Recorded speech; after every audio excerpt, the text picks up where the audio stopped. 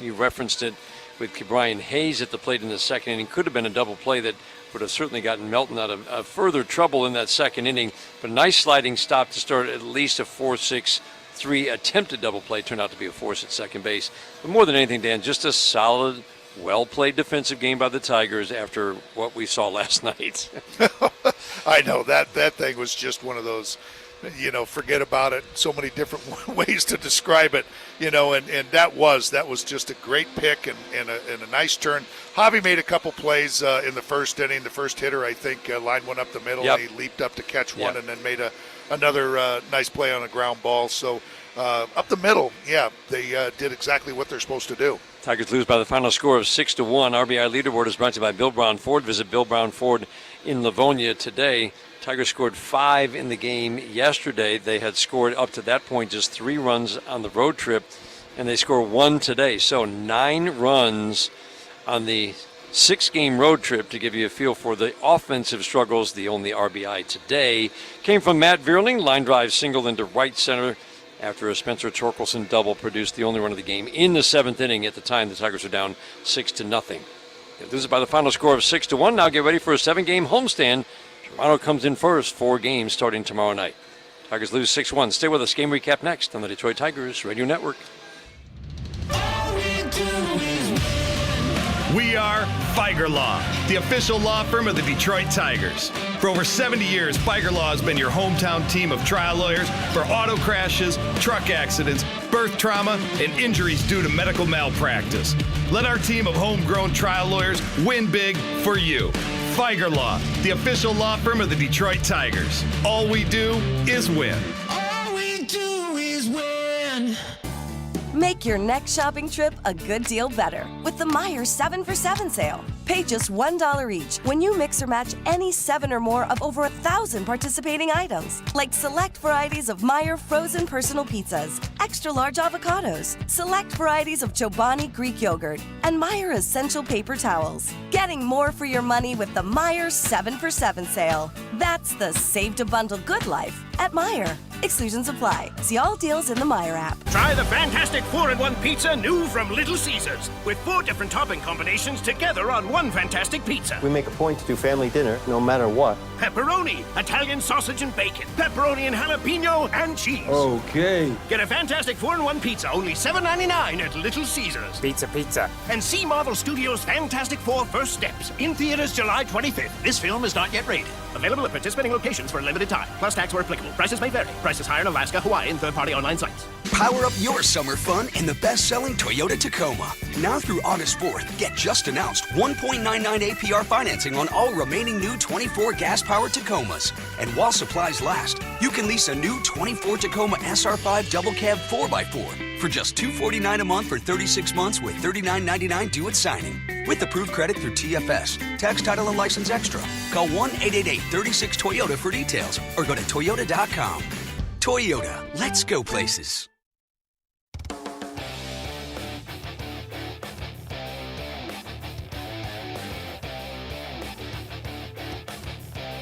Jeremy Otto back in the 1-800-CALL-SAM studios. Today's recap brought to you by the Metro Detroit Buick GMC dealers. Visit a showroom today for exceptional offers. Kind of a rough one for the Tigers again here today as the Pirates were able to pull off a sweep. Detroit's number 10 prospect Trey Melton made the start. He faced Bailey Falter today for the Pirates. Javi Baez made a couple solid plays for 2 outs in the first inning. He had one regrettable pitch, though, in that first. McCutchen swings and drives into center field deep. Trouble. Meadows back, looking up, and it's gone. A home run.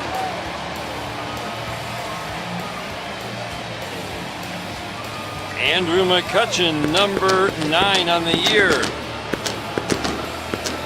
1-0 Pirates, 2 batters in.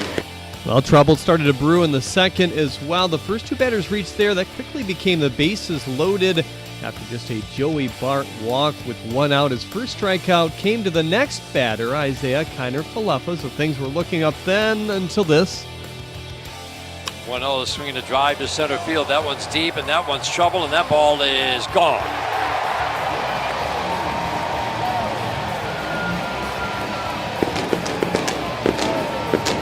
Grand slam for Spencer Horowitz, who's having quite a series. And And it's a 5-0 lead for Pittsburgh, 10 batters in. The Pirates added that in the third. A sac fly by O'Neal Cruz plated Brian Reynolds to make it 6-0 Pittsburgh at that point. Melton still on the mound, nearing 90 pitches, I should say, in the fifth. There were runners on second and third with 2 outs, and Tommy Pham at the plate. He was able to K him to strike out the side in the end. That ended his day through 5 innings, allowing 7 hits, 6 earned runs with 2 walks and 7 strikeouts. Chase Lee was the first out of the pen, and he quickly struck out the side. Ended up throwing 2 innings of base runnerless ball, much needed to keep the pen intact heading into that Blue Jays series as well. Matt Vierling drove in the Tigers' first run in the 7th, plating Spencer Torkelson at that point. He's stranded 2, though, after a grounder and a strikeout. That's all the scoring that would happen, as Pittsburgh did, in fact, sweep the series with a 6-1 win here today. 6 runs off 8 hits and no errors for the Pirates. 1 run off 5 hits and no errors for the Tigers here today. Take a look around Major League Baseball after this here on the Tigers Radio Network. Get ready to level up your trading card collection with 2025 Topps Chrome Baseball. Packed with the hottest rookies and fan-favorite vets, this year's release is an absolute showstopper, all in the signature Chrome Shine. We're talking draw-dropping designs, and of course, those coveted Chrome rookie autos. So whether you're chasing hits or just looking to pull heat straight from the pack, Topps Chrome is the move this season. Head over to Topps.com and start your chase today with 2025 Topps Chrome Baseball. Jason Benetti, TV voice of the Tigers here. If your current defense can't handle a lineup of pests, it's time to make a call to the bullpen. Mow down pests of all kinds year-round with the Rose Home Service Program. Depending on your needs and budget, you can choose from basic, advantage, or premium levels, all of which come with a dedicated technician.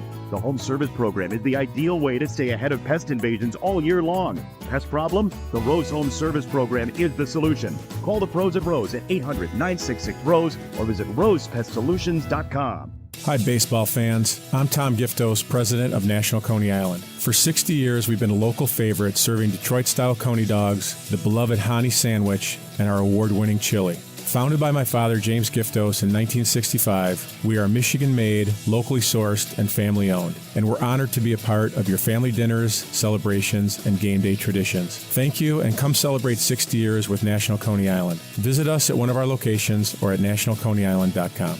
The Ford Summer Sales Event is on now at your Southeast Michigan Ford dealers. So make it your best summer ever with Ford. Check out the 2025 Ford F-150 Hybrid. AZ Plan customers who trade in their current vehicle can lease an F-150 Hybrid Super Crew 4x4 for $429 a month for 36 months, with only $429 cash due at signing. Payment includes waived security deposit, excludes title, taxes, and license fees. Not all buyers will qualify for low-mileage Ford Credit Red Carpet Lease. Payment includes $1,000 Summer Sales Event RCL cash, $2,250 Trade Assist, and $400 AXZD BFG Open Bonus Cash. Offer only valid on Package 302A. Take new retail delivery from an authorized Ford dealer stock by August 4th. See dealer for qualifications and details. So lease an F-150 Hybrid Super Crew 4x4 for $429 a month for 36 months during the Ford Summer Sales Event. Only at your Southeast Michigan Ford dealers. McLaren Health Plan is the only Medicaid plan offered in every county in the Lower Peninsula. To learn more, go to mclarenhealthplan.org/Medicaid.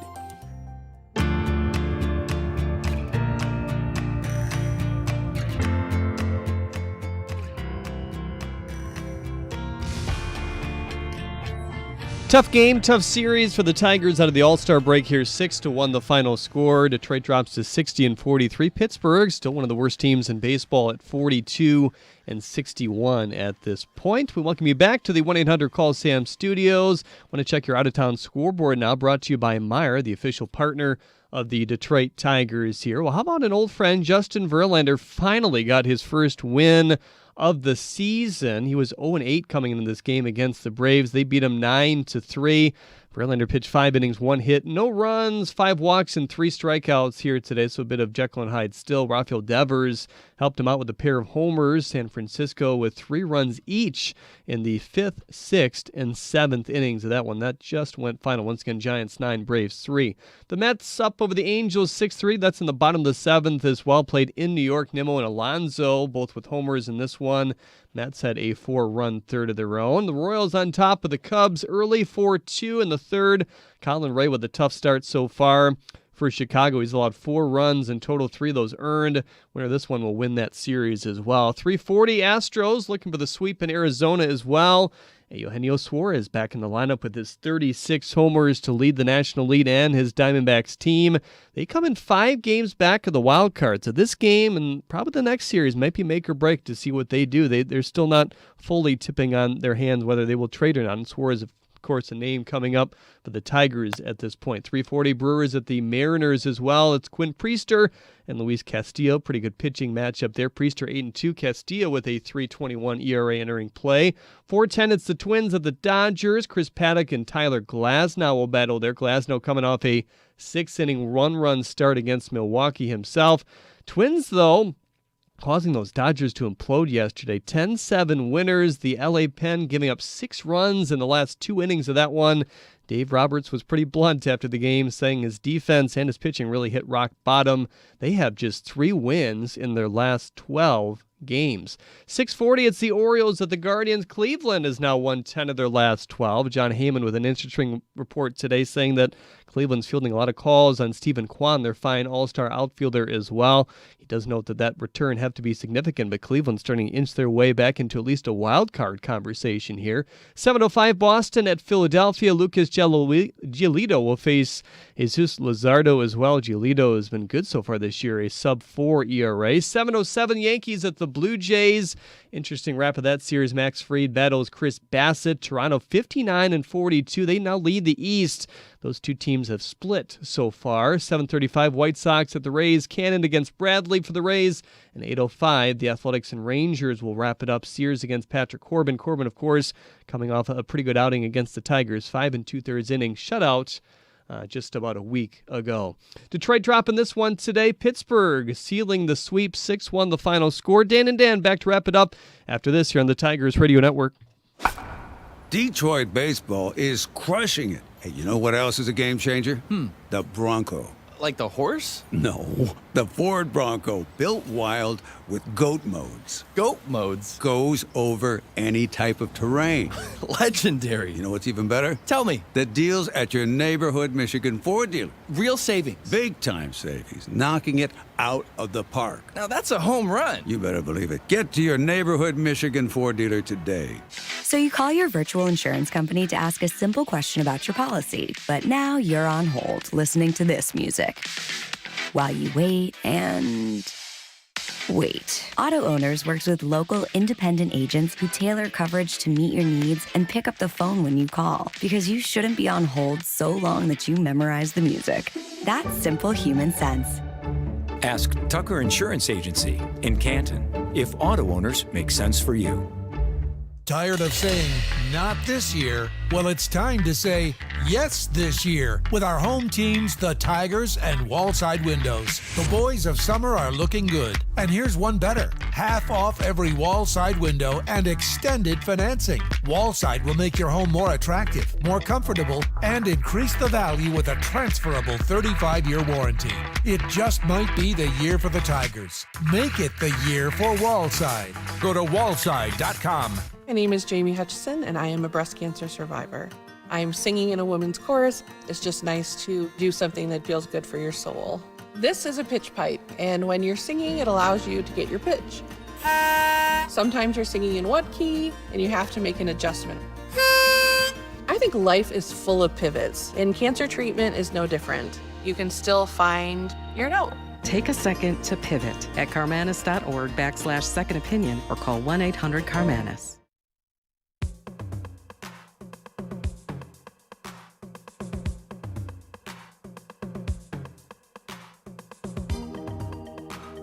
Our next game preview is brought to you by Comerica Bank. Only one bank has been committed to Michigan since 1849. That's Comerica. We look ahead to a 7-game homestand against 2 pretty good teams. Arizona below the 500 mark with a good offense. They're second. Up first, one of the hottest teams in baseball. Toronto Blue Jays, they've won 17 of 22. And the Tigers are going to see some good pitching in this series. Eric Lauer will get the start in Game 1. He's got a 2.80 ERA. They're going to see Barrios, Gausman, and it looks like Max Scherzer. The Tigers need to get back on track, and it's not going to be easy with the pitching that they're going to face. No, and the offense And the offense for Toronto. Yes, really seems to be clicking on all cylinders. It seems like every time I look in the box score, they're scoring 8 runs. They're giving up a little bit too, but you look at that pitching group and you're saying, man, that's good. But the Tigers have their big 4 going for them too, so it might be a couple of good teams kind of butting heads there. And we'll see if one of them can take the advantage and win the series. Reese Olson, we're both very high on what the rest of his season is going to look like. He's healthy. He's getting back into good feel on the mound. He will be going for the Tigers in Game 1. Again, 3 night games and a day game in the 4-game series with the red-hot Toronto Blue Jays. 6:40 start tomorrow night. Eric Lauer against Reese Olson will be on the air starting at 6:15. It's going to wrap things up from here in Pittsburgh. Our thanks to our engineers today. Jenny Hoynatsky back in our studios in Southfield. Mr. Melchek, the legendary Melchek, with us here in Pittsburgh. For my partner Dan Petrie, I'm Dan Dickerson. Again, the final score, Pirates sweep the Tigers. Tigers finished the road trip 1-5 with a 6-1 win. Thanks for listening. Have a great evening, everyone. Detroit Tigers baseball. Brought to you by Sam Bernstein Law, Blue Cross Blue Shield of Michigan, Jack Demmer Ford, Corwell Health, Jack Demmer Lincoln, Fago, Mastercraft Heating, Cooling, Plumbing, and Electrical, The D Las Vegas, Metro Detroit Buick GMC Dealers, Northville Lumber, Feiger Law, Meyer, Comerica, McLaren Health, Wallside Windows, and Little Caesars Pizza.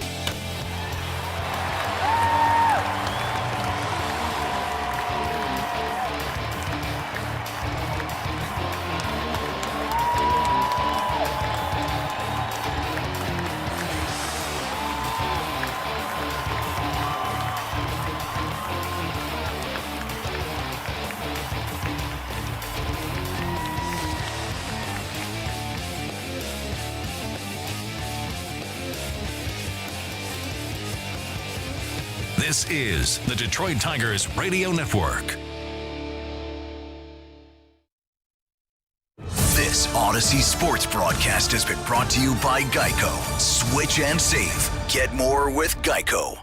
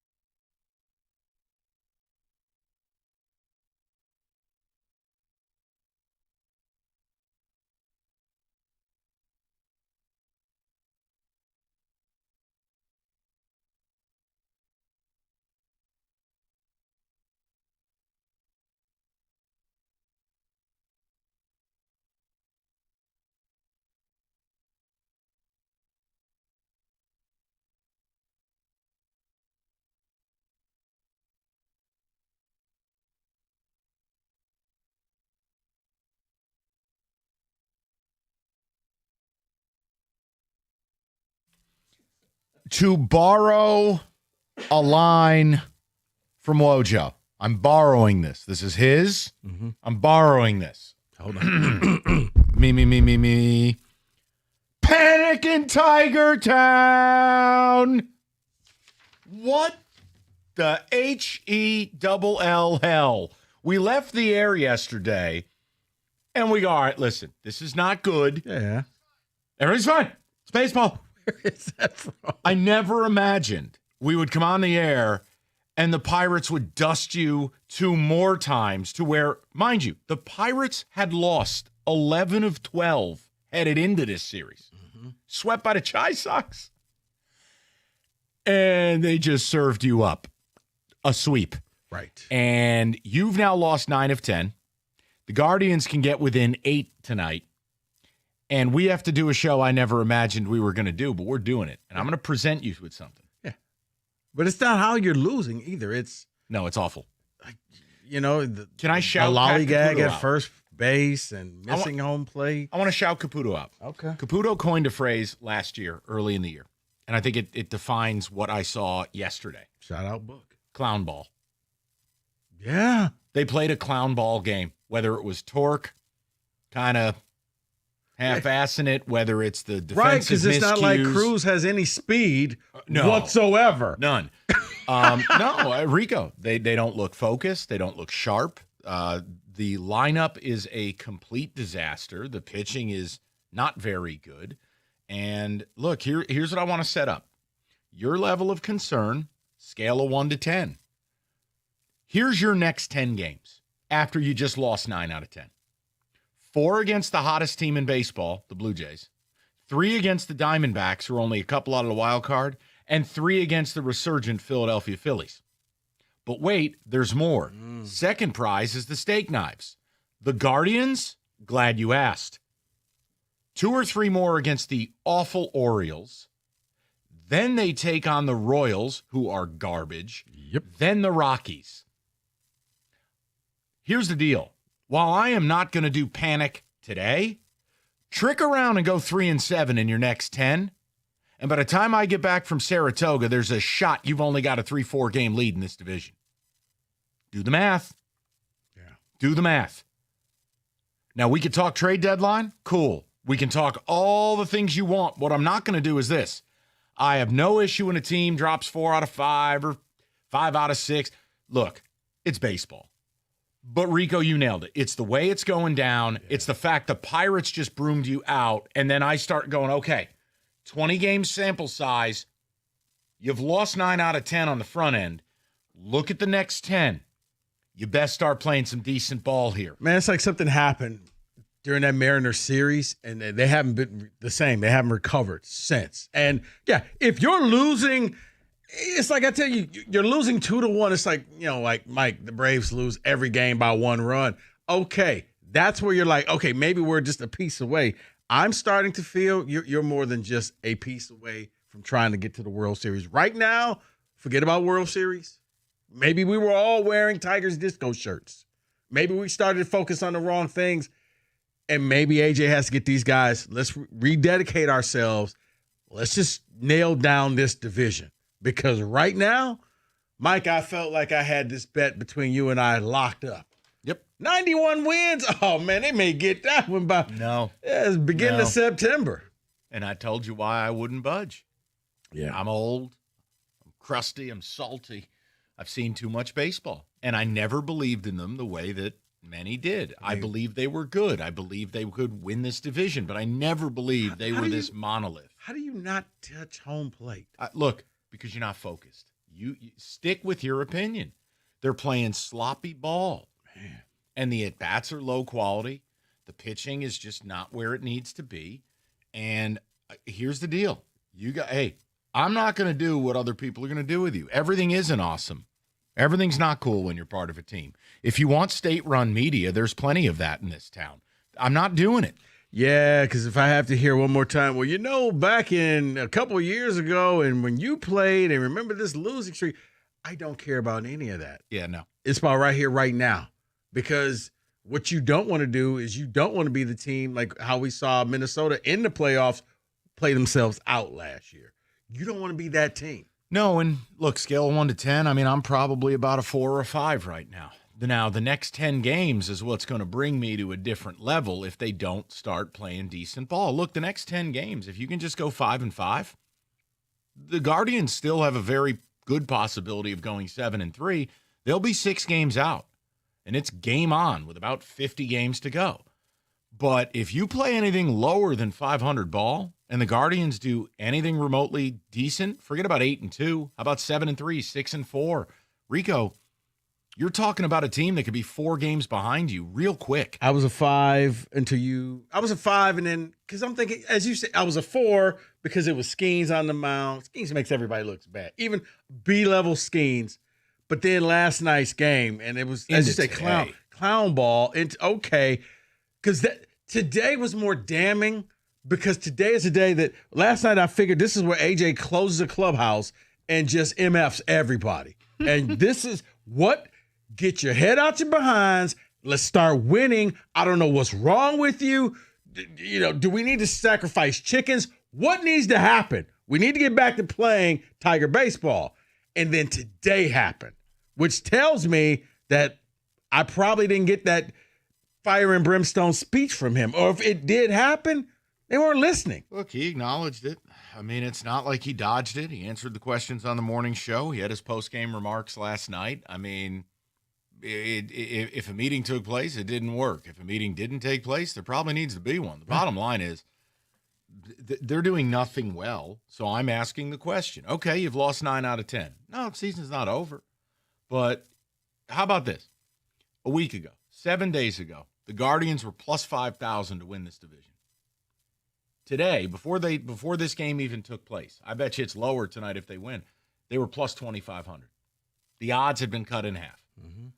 Rico, they could be 8 games out tonight, and their next 10, your next 10. Do the math on this, guys. Look, you've played well enough for long enough that you built this lead. But having this lead evaporate, it wasn't on anyone's bingo card. No. But when you lose 9 out of 10, yeah, I'm sorry. I'm not going to get on the radio and play kazoo. Yeah. We're going to talk like adults, okay? We're not doing Yeah, no, we're not. Yeah. And I'm not going to lie to my listeners and tell them that there were lots of great moments today, too. No, there weren't. No, you lost. That's your great moment. You lost. You got swept by the Pirates, who got swept by the White Sox. So Pirates had won 1 game in their previous 12. They were 39-61 entering this series, okay? You got swept. We have to talk about it. I'm at a 6. And the reason why it's now at a 6 is because you told me what the Guardians' next 10 games were. Very damning, very concerning. I need to see this team. When everything is working great, man, they have fun and they're just, hey, who's going to be the next hero? But I'm kind of getting that feel like last year in the playoffs when all of a sudden the tables turned and they couldn't dig themselves out the hole. And then, what was they, a game away from going to the next round? And then somebody pulled the chair from them and they never recover. And I'm getting that feel now when AJ is sitting there saying, yeah, Riley Green's trying too hard, but so everybody is trying too hard. Okay, I don't know what has to happen, but this is one where if you don't get control of this quickly, Mike, you're right. You'll come back here, and we're going to be doing a lot of different shows. That's as a matter of fact, I'll be trying to get a buyout for dinner. I got you. No, that's my point. And I'm not selling panic. I'm selling you reality. And if you view it as panic, it probably means you've watched too much of the TV. Where they're selling you panacea. It's okay. It's sports, and it's okay to talk. And this is still a good team that's playing really god-awful baseball. And if you trick around for any longer, remember we talked about this, 4 or 5 game losing streak, it's cool. It happens. AJ had the 2017 Astros, 3 different 6-game losing streaks, still won 104. But when they extend, and meanwhile, Cleveland's 8-2 in their last 10, you have to put a stop to this. Mm-hmm. Now you have the Blue Jays for 4, the Diamondbacks for 3, and the Phillies for another 3. Those are 3 teams that are either firmly atop a division or firmly battling for one. And in the case of the D-backs, a wild card. Bottom line, you gotta stop with this. It's time. Mm-hmm. So, look, I'm 21 hours from Saratoga. Rico's going to be your shepherd. He's going to be your Moses. Because your next 10 games, here's what I would need. You got to go 5-5. That way, even if the Guardians go 7-3 in their 10-game rip, you still got a 6-game lead in the division, and you're okay. But, man, I'll tell you, you pop a 3-7, they go 8-2, do the math. Hope you enjoy a 3-game lead because then it's game on, and you will have evaporated all the goodwill. And you could only pitch schoolball X amount of times. So, yeah. That's the only thing is, schoolball won't be able to save you because you can't pitch him every night. No, and he's on, what is it, leave? Whatever the hell it is. Paternity leave, right? Isn't that what he's on? Scheduled to still pitch on Saturday, but that's out there. I don't know what's happening. Yeah, it was weird. But look, the first couple games of this series, David, here's my thing.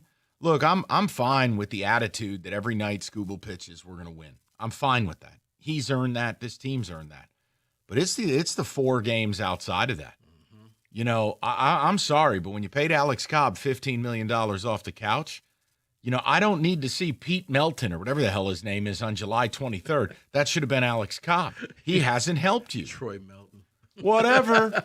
Naga. Hey, man, he flew his parents in for this. Not going to work here much longer. Yeah, good for him. Glad you got your first MLB start, but, I mean. No, my point is, David, when you're paying guys, look, Flaherty is not earning his money right now. Alex Cobb has not been able to earn his money. And Job is dead, and Mize got lit up. You start to look around, and it's like, okay, well, outside of Scooble, how sure am I about anything? We just did some of this conversation yesterday because people wanted to beat up Rico for saying starting pitching. No, Rico has a point. When it looks like, feels like, sounds like, man, sometimes it is. Right. Now, I'm a little higher on their pitching, but I'm not going to sit here and laugh if they acquired one. The update on Alex Cobb, July 18th, was maybe by the end of the year.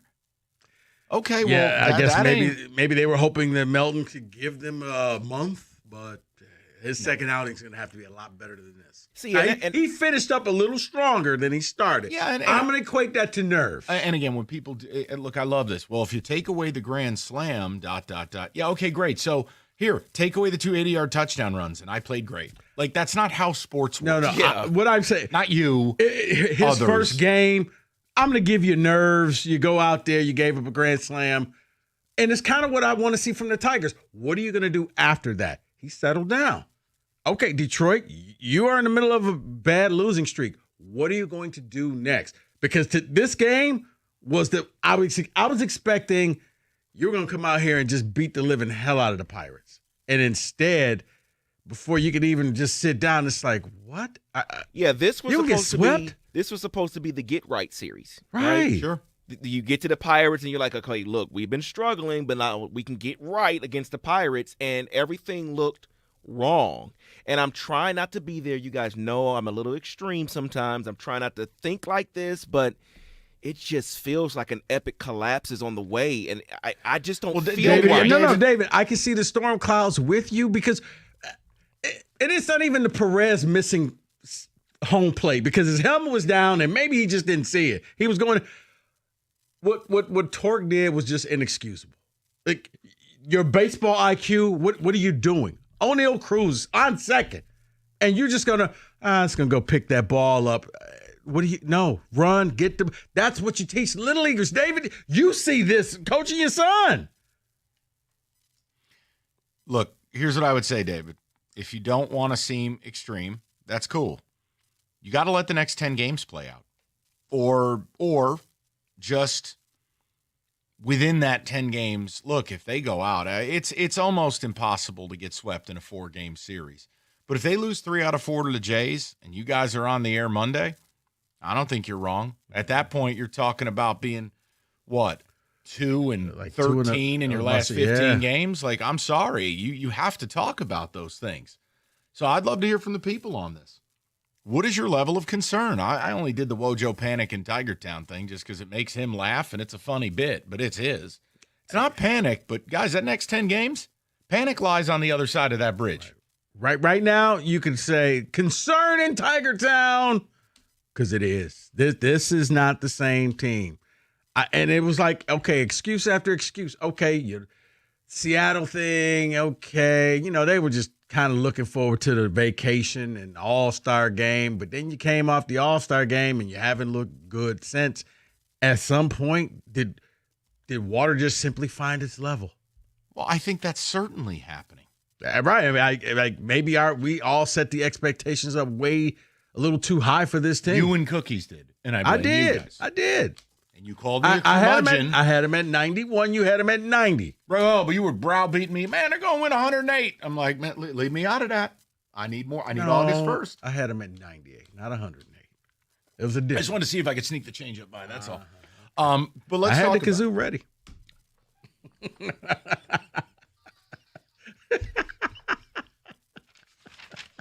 Don't get me started. I'm focused, even though vacation looms. I'm focused. Don't start with me. You are. Yeah. There it is. It's on the screen. It is. All right, let's get to business, shall we? You've been injured in an auto accident. Now you're drowning in medical bills. You're dealing with insurance companies who simply don't care. David Feminino, injury attorney. It's one call you got to make.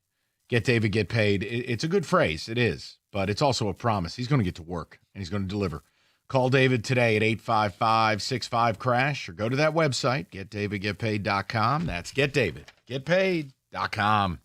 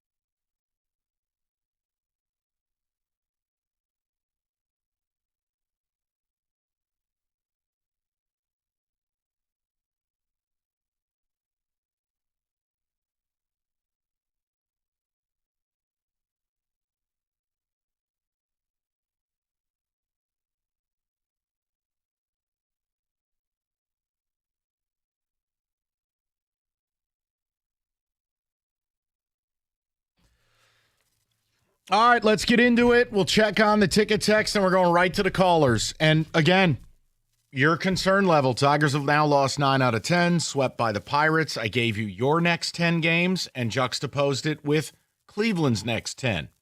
Cleveland could be within 8 tonight, and their 10 looks a lot different than yours. My concern will stay at a 4, 4.5. The next 10 games could bring it all the way to a full-blown concern level of what, 7, 8? You know, if you don't get this right, and you're talking about basically tanking 20 games, and your lead evaporates down to 4, yeah, no, that's panic. I'm not panicked. I'm concerned, though. And Rico nailed it. It's not that you're losing. I mean, even though that's part of it, it's how. Yeah. Last night was a joke. Total joke. I mean, even today, Brady Falter on the mound. Nice lineup. David, ticket text. What do you got for me? Time for this team to wake up and get some reinforcements. And I don't want to hear the stupid, quote-unquote, oh, the Dodgers are slumping too fans. Because the Dodgers at least have multiple star players, not try-hard voodoo wannabes. You know what, David? And this is going to be a very unpopular opinion, but as I'm watching the game last night and today, I'm really starting to think that you're probably not going to get any movement when it comes to trade and the trade deadline. Why would you do this to the people? I said it's probably going to be an unpopular. It's me. It's my opinion. Looks like, seems like, feels like my opinion, Mike. I wish I had that drop. What? David knows. Oh, my.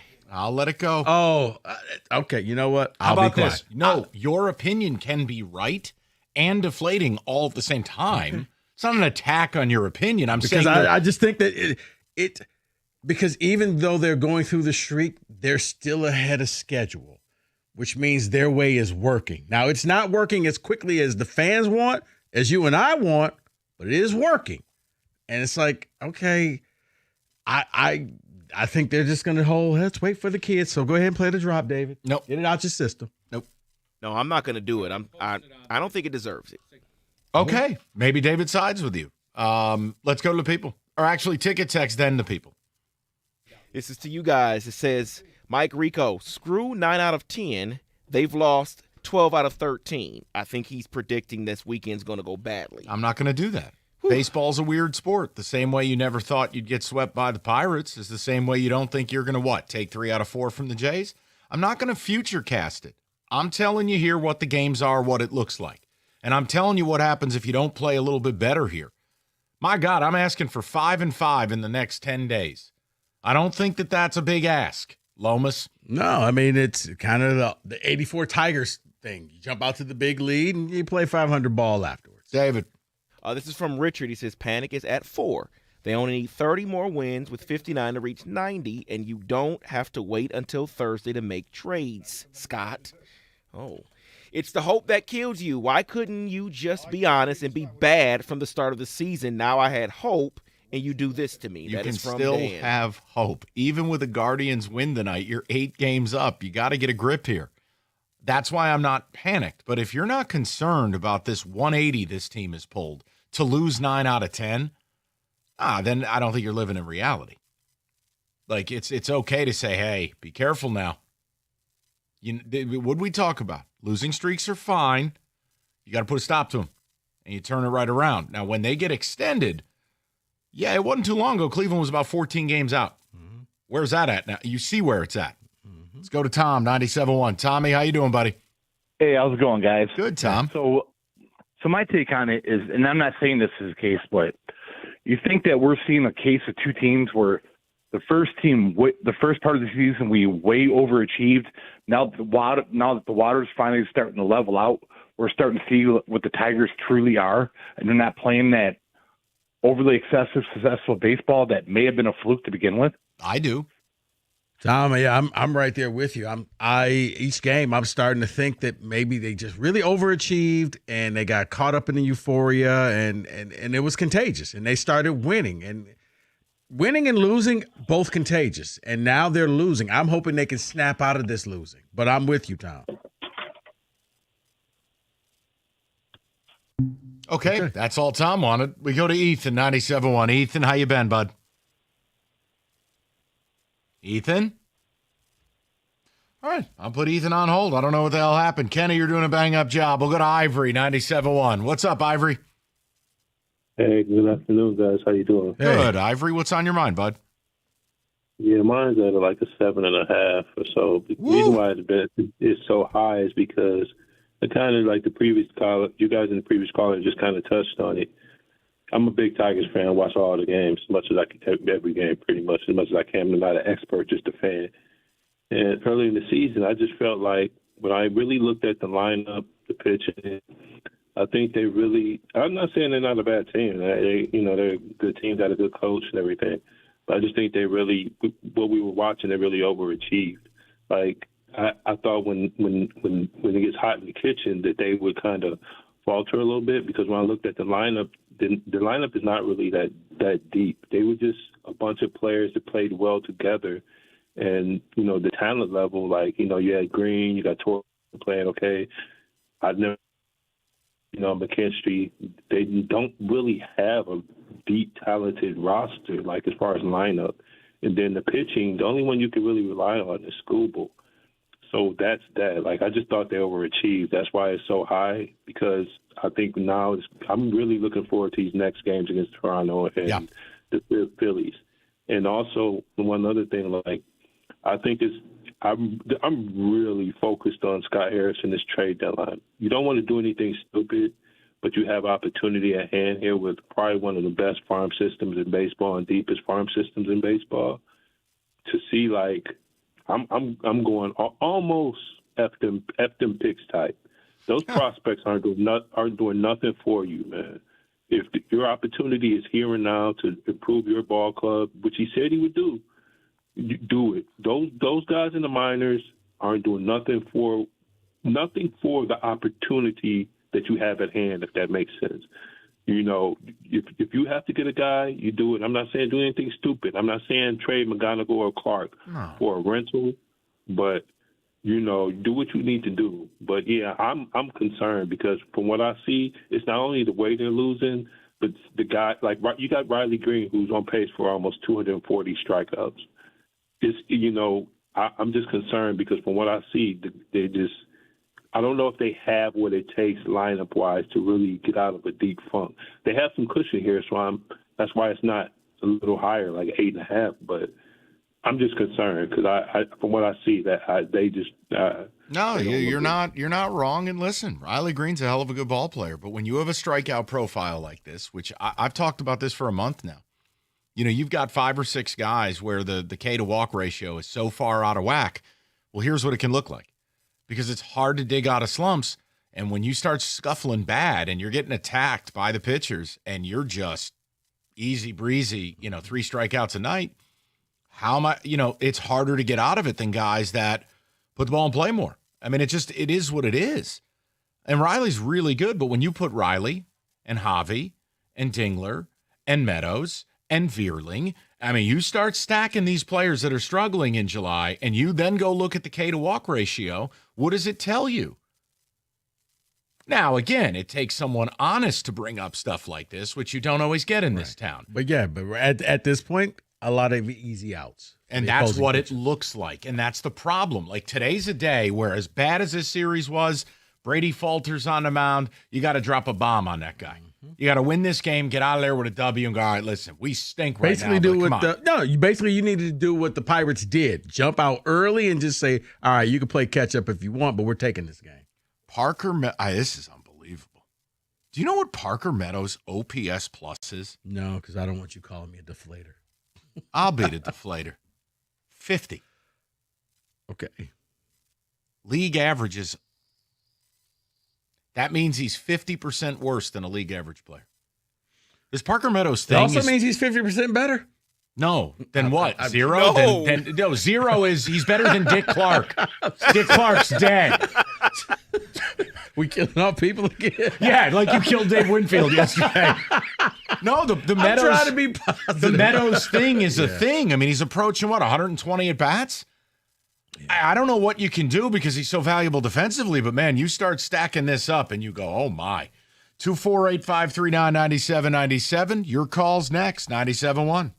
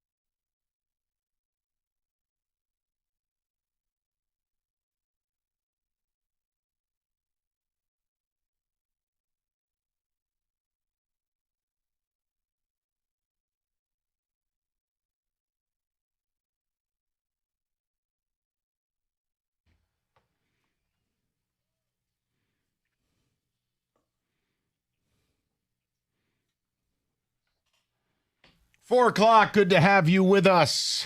Your level of Tiger concern as they got blasted out of Pittsburgh. Pirates are 1-11 their previous 12 until they swept you. You've lost 9 of 10. Here are your next 10 games. 4 against the Jays, who are the hottest team in baseball. 3 against the Diamondbacks, fighting for a wild card. And 3 against the Phils. Cleveland, who can draw within 8 tonight. Their next 10, 3 more against Baltimore. 4 against Kansas City. 3 against the Rockies. Better be careful now. I'm not freaking out, but getting swept by the Pirates is a joke. And in the manner it happened, shout out Rico, last night was ridiculous. That was Little League Baseball. That was a ridiculous performance by this team with mental errors, lack of hustle, and routine mistakes. To come out today and to do nothing against the likes of a Brady Falter, to play a lifeless 6-1 game, come on, man. So, look, I'm probably a 5 out of 10 concern-wise. 10 games is a solid sample, but the next 10 dictate whether I go from concern to panic. Yeah. I want to know where you guys are at with it. Yeah, because last night it was like shades of what was it, the 06 World Series where they just couldn't make all the throwing errors, and it was just like, guys, what are we doing out here? 248-539-9797. Kyle is up next, 97.1. Kyle, how you doing, buddy? Hey, doing good, guys. Thanks for taking my call. So, yes, sir. Wanted to call in and just provide some comfort if people are out there looking for answers. You know, why are the Tigers struggling so much? Is it the hitting? Is it the pitching? Is it all these stats? I got the answer for everybody, and it's 97-1. You guys jinxed them. You guys jinxed them so hard this season. Not just your show, everybody. Costa, Jansen, Karsh, Anderson, all the way up to you guys. It was it was unbelievable unfolding. And unfortunately, when you had predicted the 3 years of success, that was the moment for me when I was like, oh, we're screwed. No. We are No. screwed now. Kyle, do you really believe they're not going to win this division in your heart today? Do you believe they're not going to win it? I can see it. I can see it not happening. That's where I'm at. I'll be there after the next 10 games if it goes poorly. You know, you pull a 2-8 or a 3-7 in the next 10, I'll be there with you, Kyle. But I don't know. I'm also the same guy who told you I never thought they were winning 100 games. I just thought they were a solid 90-win baseball team. I hope we get there, but you know, I'm just trying to make sense of things. That's just a waste of time, you know. Like with Levi Onwuzurike being signed and then his ACL going out, like we knew ahead of time his knee was having issues. That didn't really make sense. The Beasley and Pistons, Trajan Langdon thing, like they had to know ahead of time, but our strategy didn't really make sense at the time. And so, you know, you got to stop looking to make sense of stuff and just start feeling what your gut says. And I just think we jinxed it. That's just straight up. That's all we did. I mean, I can laugh at it. I dig it. I don't believe in jinxes. I think I can make sense of it. You don't have a really good lineup. It never was really good. Javi Baez is not a good baseball player. He had a good 2 months. Great. You put him in. Would Zach McKinstry play for the Dodgers? Would he play for the Mets? Would he play for the Yankees? No, and no. No, not in the everyday lineup, no. But here, he's this superhero. Okay. Look, you also have guys who are supposed to be good who are awful. Vierling is awful right now. Meadows is awful. And then, yeah, like a month ago, you had this Jahmai Jones thing, and it was like the Powerball. Well, I'm sorry. That's not going to continue. Yeah, congrats on a meaningless home run last night. I'm talking about the big hits. Oh, we're bringing Jahmai off the bench. Dude, I'm sorry. Those are things that are amazing that it put them in this position. Mm-hmm. But I think it's okay to make sense of it. Ask yourself, how good are these players? Realistically. Realistically, Mike, they're okay. They're not great. And that's why I said you had to go out and make a splash if you were really seriously trying to get to the World Series. Not going down that rabbit hole. You know how I feel. You got a 2-year window before Scooble leaves. You got to push for go all in. But right here, right now, it's like, well, we're winning. So, you know, it's like it's the car that gets you to work back and forth. Well, I don't need to buy a new car. This one is fine enough. But what's the splash that fixes it? In your mind, I don't forget about the viability of whether it happens and answer the question. What would they need to do for you to take your hat off, scratch your head, and go, wow, this is amazing? Who would it be? Who is this bat? or pitcher. I don't think that there's one thing. And I've reached the point now, wow, one thing is not going to help you. You know what? No. Here you go.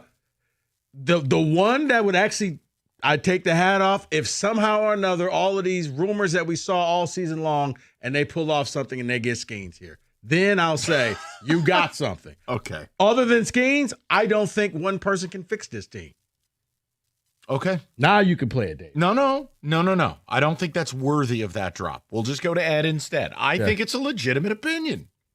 I mean, it's hurtful, but it's not. I mean, like I said, for all those ridiculous articles that we got, yes, that's one where I'm like, okay, you know what? You've just hit the reset button. Now you got a 1-2 where, yes, you're going to win the first 2 games of a series. Or whenever those two go out there, I expect wins. That's a self-correction. Go to Ed, 97.1. Eddie, how you doing, bud?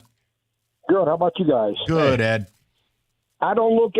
I'm not optimistic about their offense going into the Toronto game. They keep bringing in the same lineup over and over again. Unless they do something different, I don't see. Maybe 2 out of 3, but I don't see anything else besides that. But here's the problem, Eddie. What changes can they make? See, this is bring up Max Clark. No, okay, no. Listen, Max Clark barely has his ears wet in AA. He is over a year away, at best. Look, man. Ed, this is the other side of the coin. When everybody gets their jollies, that they play everybody, and it's hitting chaos. Yeah, well, when it doesn't work, you know what you don't have? Real ball players to rely on. The bedrocks of a lineup. Now, you've got Glaber and you've got Riley. Everybody else is utterly replaceable. Mm-hmm. Now, the McKinstry thing, cool. If you want to rely on Zach McKinstry to turn your season around, I wish you good luck and God bless. It's a fun story. I'm happy for him as an individual, but that's not a guy I'm leaning on in a Game 7 of the ALCS to get me home. And to prove your point, Mike, yes, it would be nice if you had somebody in the regular lineup. The way how we feel about when Scooble's on the mound, if you know what, that person, he's going to work this out. It's going to work. It's going to, yeah. You know who it would have been? Bregman. And it's not their fault. They did the best they could. I don't begrudge the organization at all. They tried. But I got a feeling if this thing keeps going that we will get more calls where it's like, hey, well, maybe we need to bring up McGonigal or Clark. They're nowhere close to being ready. You know what? Good. I hope you bring them up and they go 0 for 100. Because that's what this fan base deserves, because they don't get it. They do this prospect, they do this rosterbation, and they do all of this prospect nonsense. And you know what? Taste your own blood. When you're yes, I said it. When they come up and they stink, then they'll learn about prospects. I get so sick and tired of it. You can tell this town when a generation not paying attention. Oh, hell, prospects. Tell your friends. Yeah, Anthony Volpe. Oh, prospects. I've got Latin Mickey Mantle. Jason Dominguez blows. Prospects. Here's what I'm so sick of hearing about him. Here's what I will say, Mike. I don't care that you're going to Sarah. You never mail it in. No. You bring the passion, buddy. I get so frustrated. You created a word. I made it up. Did he just say prospect? Yeah. Yes. Tired of it. Because there's a real chance that these guys stink. I said if this continues in about a month, we're going to reach the phase, well, just give those guys a try. No. Let's see what they can do. Maybe they can be the spark. The other thing is, even if you call prospects up, it takes often, unless you find a Pete Crow Armstrong, you find, I want to think before I speak, a Ronald Acuna, you find a Gunnar Henderson. Mm-hmm. It takes years for that to become the player you're projecting. So the idea that any of these guys are anywhere close to, saving a season? No. Yeah. Just no. And no, that doesn't mean I throw them in the garbage and trade them pennies on the dollar. Not what I'm saying. They're just not ready right now. That's not the two people who's going to help this team. I get you. I'm all out of sorts. That's okay. I dropped my pen. You're making up words. 248-539-9797. We're going to get to the people. Your concern level. Tigers lose 9 out of 10, swept out of Pittsburgh. And your next 10 games, it's a gauntlet. Meanwhile, the Guardians are on spring break. They're playing nobody. They could get within 8 tonight. Mm-hmm. And their next 10, Here's 2 words for you: Colorado Rockies. Well, yeah, I didn't think that you'd be scoreboard watching right now. I thought your lead was comfortable enough. Lose 9 out of 10, the other team goes 8-2. That's how it happens. Right, where now it's like you're going to ask the question, did the Tigers win? Well, what did the Guardians do? Oh, man, okay. They got a couple more of Baltimore who blows. They're going to play the Royals who stink. And they got the Rockies. You said they had the Braves coming up too? They got the Braves, they got the Marlins. Yeah. They got a bunch of easy games. Yeah. Nah, I know it evens out. There's not a huge differential. Is their schedule easier than yours? Yes, by data it is. But come on, you had a zillion game lead. It's going to be down to 8 if they win tonight. For me, it's can you pull out of this funk? Because I didn't. Today was a game I expected it. After as bad as you played last night, this was like. So this is what you guys like. Next, the only thing missing now is a players only meeting, because that's when you know you're effed. Players only. I feel like I am when people are calling up trying to bring up 20-year-old prospects. How about this? No. Here, let me space that out for you. Okay, thank you. Yeah, all right. You're a high school student, and you're getting ready to attend college. You don't know where you want to go. You still got a lot of questions, and you're starting your pre-college journey. Well, let Lawrence Tech help you out with that. Because right now, Lawrence Tech is holding some preview days, and there is one coming up this Friday, July 25th, and another one on August 15th. If you're that high school senior and you're still kind of wondering what you want to do next, because we all have been there, make a visit to LTU on one of those days, and you'll learn about the scholarships, the tech jobs. And you'll also learn about specs at LTU that's also on the campus. If you want to learn about this, you can call 1-800-CALL-LTU. That's 1-800-CALL-LTU. Do that today. Make an appointment with an admissions counselor to discuss your next steps to your future.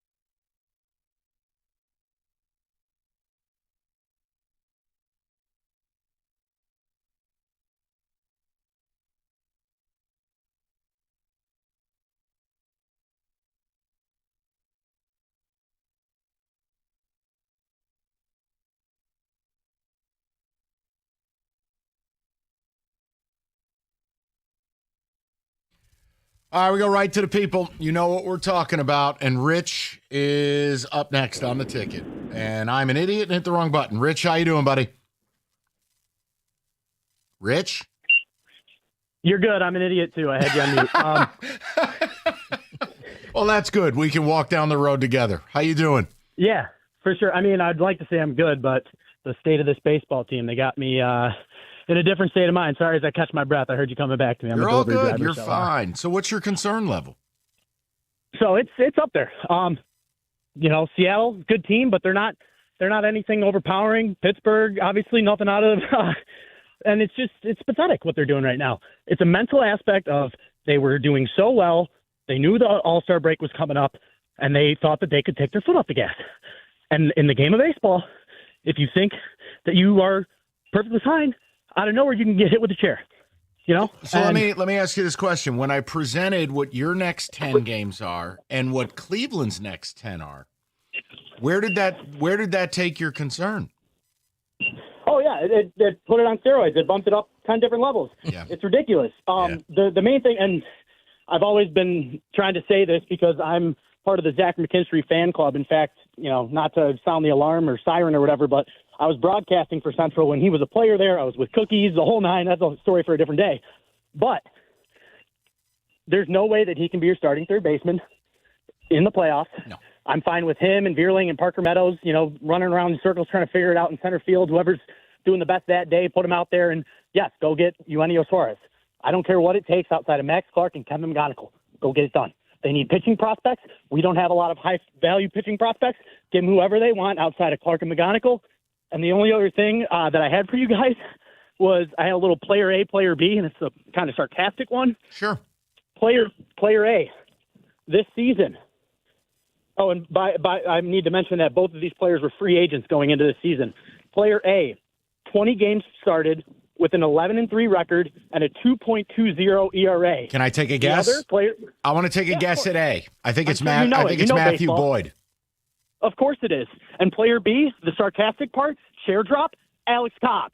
Joke. Imagine where we might be even higher than where we're at. Player B, Imagine 0, 0, 0. Well played, Rich. Well played. I've been telling my buddies for most of the season that Alex Cobb was never going to pitch a game for us, and this was even before the season. That was one of the worst things that Scott Harris has done in his tenure, and you could quote me as a Scott Bot, if you will, in the Steve Bot range.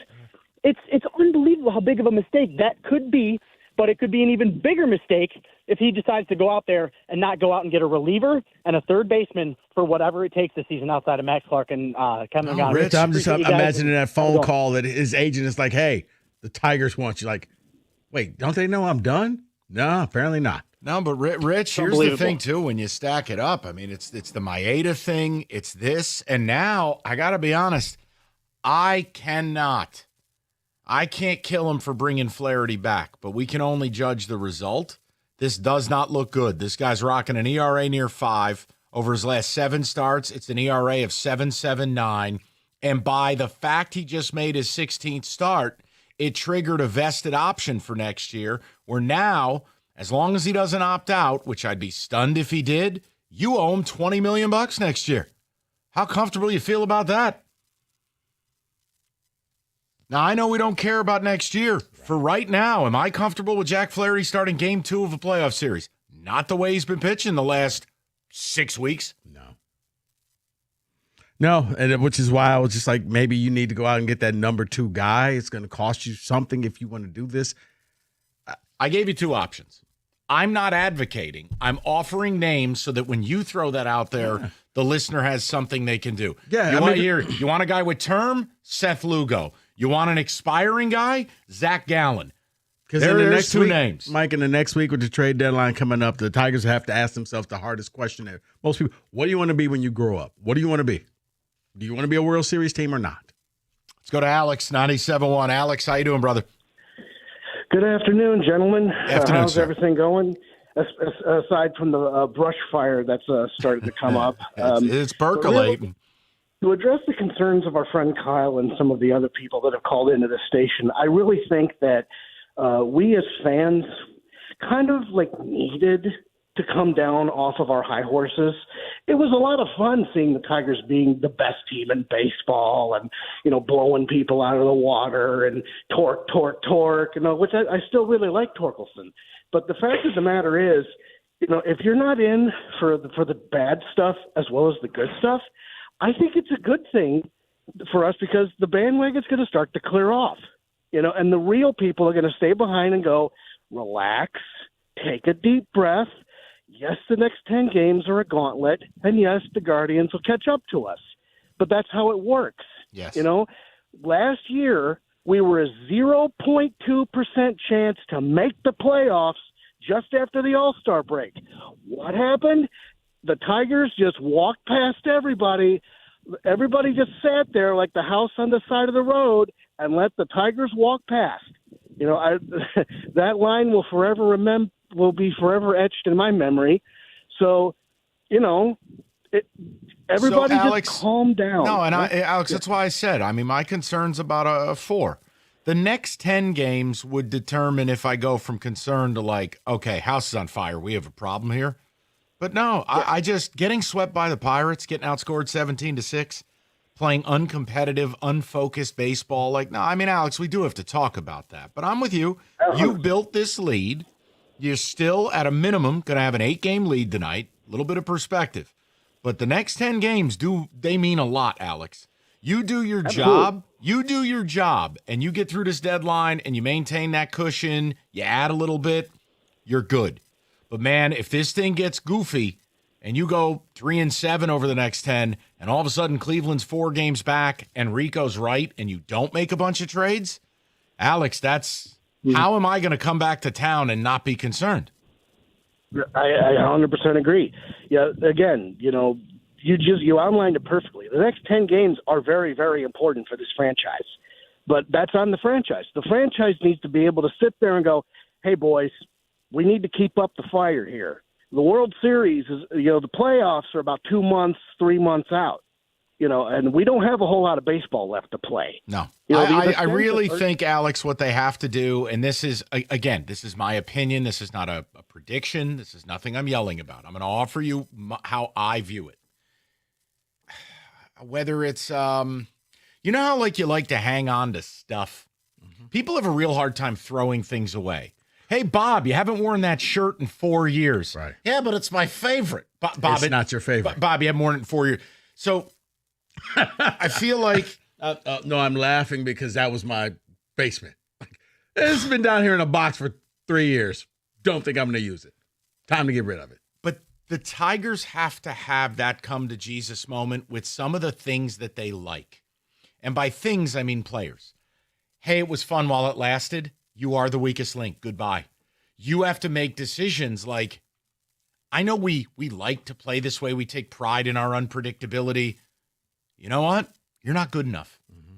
Kindly leave. Right. And that's where trades come in. So, yeah, we had calls yesterday, like you got challenged by a couple guys going, oh, yeah, well, if we get a third baseman, where am I going to play X, Y, and Z? DGAF. Yeah, don't care. I got to have better players. Right. It goes like it. You need to figure out what you want to be. You want to be a World Series contender?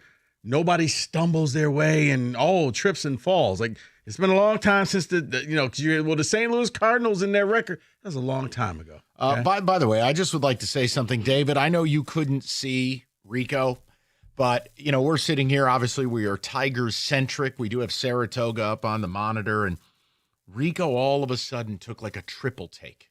You could tell he was distracted out of the corner of his eye. And what was up on that screen, David? What is it, a brown horse? Sovereignty. Yeah. Oh, yeah. That's right. Because we all know Rico's a big supporter of Godolphin and Sheikh Maktoum. The point is... And David, I was just more shocked. I was like, look, it's an elderly black lady there, too. Wow. Oh, no. Okay. Was not the intent of my remark. The point I'm making is that's your sudden, boy. David, I had a taste for pancake. That's your... Dude, you can't ask me to go into a live read out of that. You can't. We got to give a now spacer. We're even. Okay. You know what? Just saying, your boy's running Saturday. Yes. Okay. He's running Saturday. That's your man. I'd rather that joke than the whole sovereignty. After reading the article, I told you, I felt guilty. No. That money went to rescue puppies that got caught up in the flood situation. You just need to figure out who's coming in second to him in the Jim Vandy. Go make your blood money.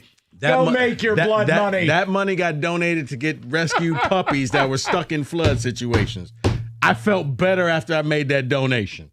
So, yeah. That's delightful. All right. Thank you, Mike. There's no segue, so we're just going to tell you about roofs and things. If you are trying to replace your roof, be forewarned. There are companies out there that skip basically all the important steps. That's why you got to get with Victor's, because they don't even start the project until they know they've got a real comprehensive ventilation plan for that attic. You don't do that, you're dealing with wood rot, mold, problems. That's why Victor's the best in class.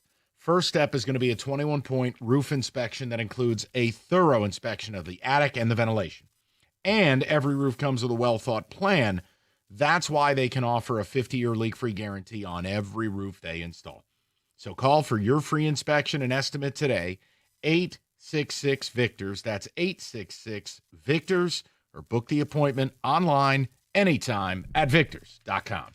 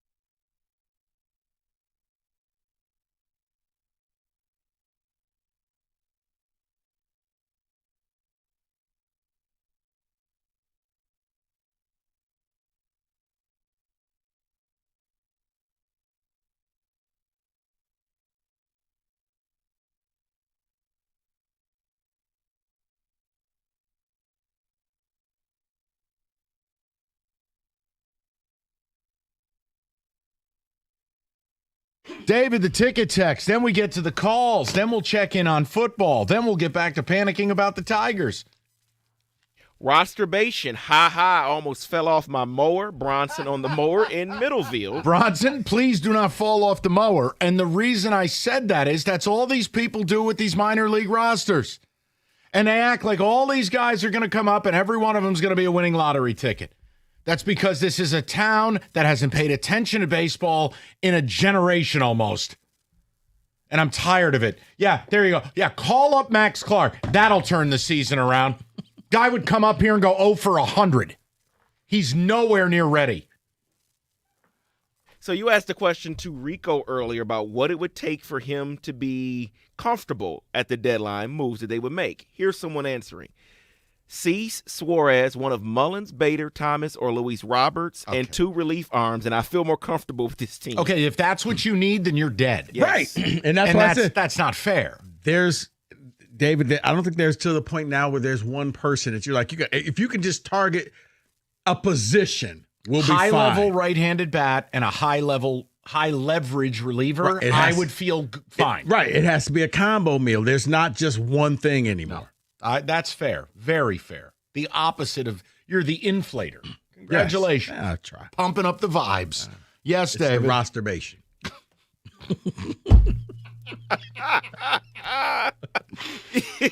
Okay.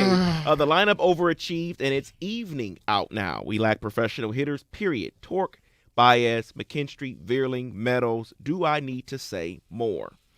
I mean, look, McKinstry, I would take out of that. I don't think McKinstry can be a starting third baseman on a World Series team.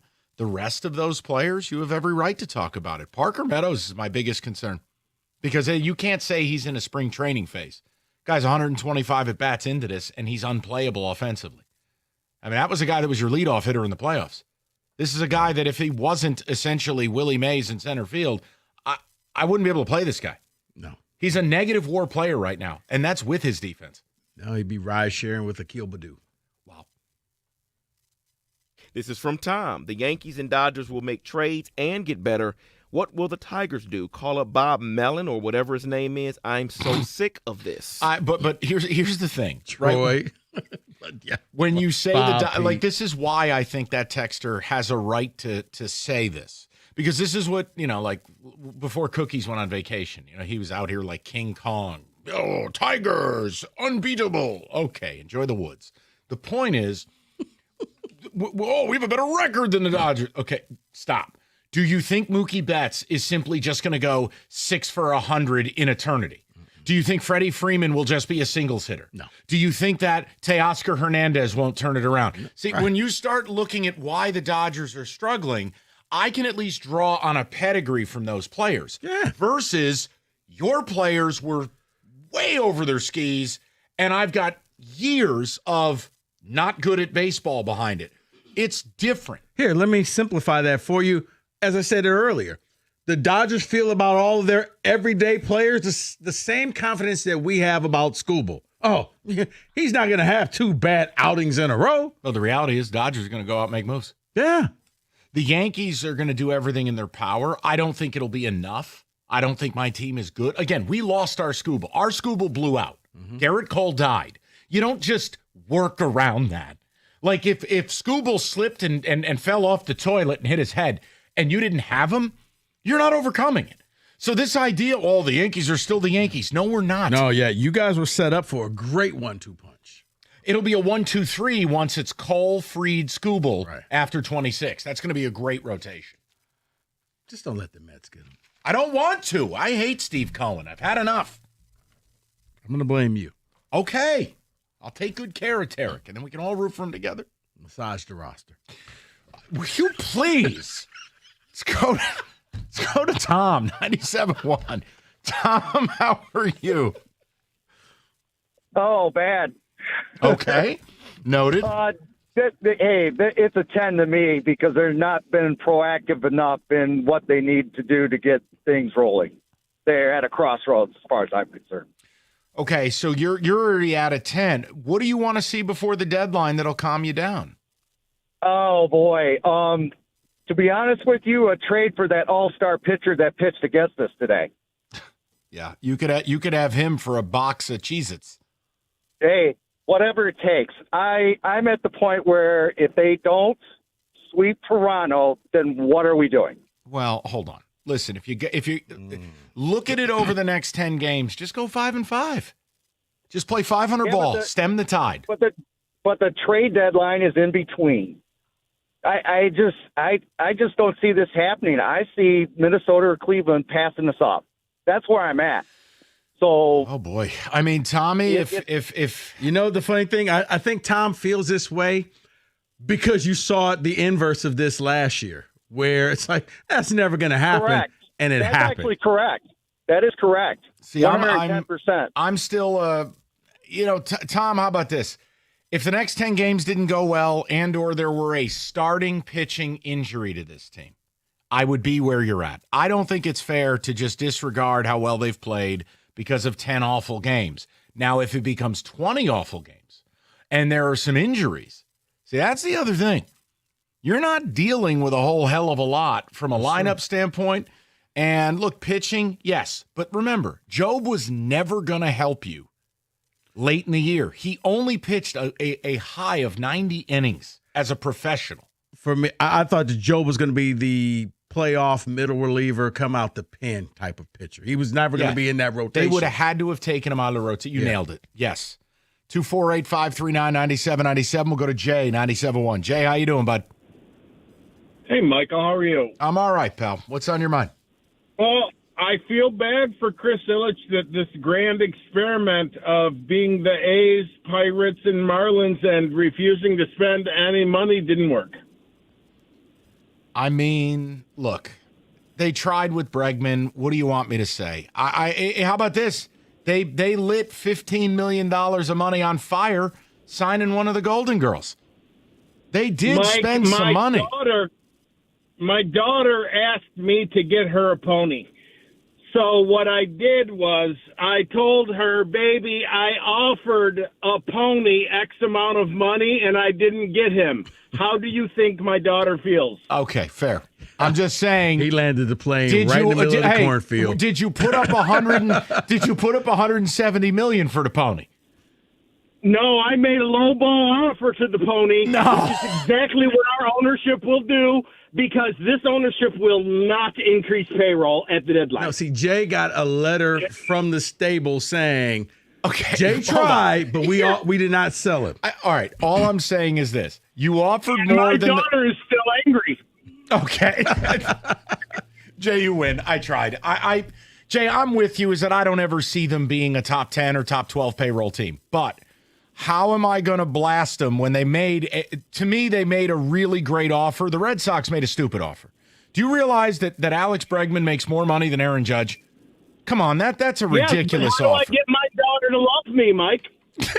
Alex Bregman, there's your answer. Jay, I understand it, but again, it is Suarez now. I don't know. I'm saying to Jay, they say they dropped $15 million on Alex Cobb. Awful. They spent. Even though it's a one-year deal, on Torres. They made a 6-year commitment to Bregman. Mm-hmm. He chose the opt-outs and a $42 million balloon payment. I think it's a little more nuanced than saying they won't spend. Now, listen, if they don't make a real offer to Skubal, a real one, that doesn't mean $400 million, but a real one, then you have that call. If they go into this offseason and they don't increase payroll, you can have that. If they go to the deadline and they don't do anything, or an article came out that said Tigers did not want to pay X, you can do that. But at some that's point, not Mike, what's happened. No, but at some point you have to come through. I get what Jay was saying, because he had the almost Erod trade. Remember that? I know. And then you had the almost Bregman thing. Like, I understand. After a while, you have to go ahead and make the deal. I understand. But it's disingenuous to say they won't spend when they had the most substantial offer to Bregman on the table. Right. No. They're willing to do this. I think now I need to see you actually make one of these deals happen. I agree. And I'm the king of wanting this team to spend. Yeah. I'm saying they tried. They tried. Almost got a pony. I know. I know Jay is screaming driving down the highway. But after a while, Mike, they tried doesn't resonate anymore. It's like it's fair. Got to come through. Yeah. Show me the deadline. Hey, All right. MSU almost scored a touchdown, Mike. There you go. That's for you. Thank That's you. for the post. What a parting gift. This weather's got people ready to get moving. Moran Buick GMC right now at 25 Sierra, $209 a month. Lowest price you're ever going to see on that vehicle. Tow the boat, camper, jet skis, or the pony you almost bought your daughter. $209 a month. Go get it. 25 Buick Envista, $319 a month, 24-month lease, $999 down. And MoranExpress.com, you can always see their inventory and, of course, the certified service with the loaner vehicle. It's Moran Buick GMC, where you always get the best price, period. It's on Telegraph just north of Eureka in Taylor, or MoranExpress.com. It's Moran Buick GMC. We are professional grade.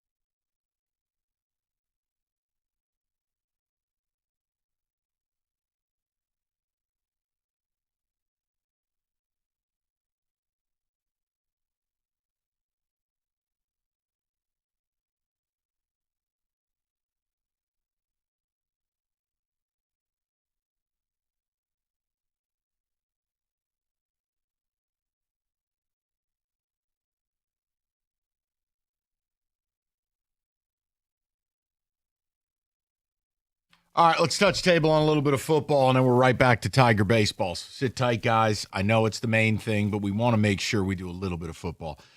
David, music, please.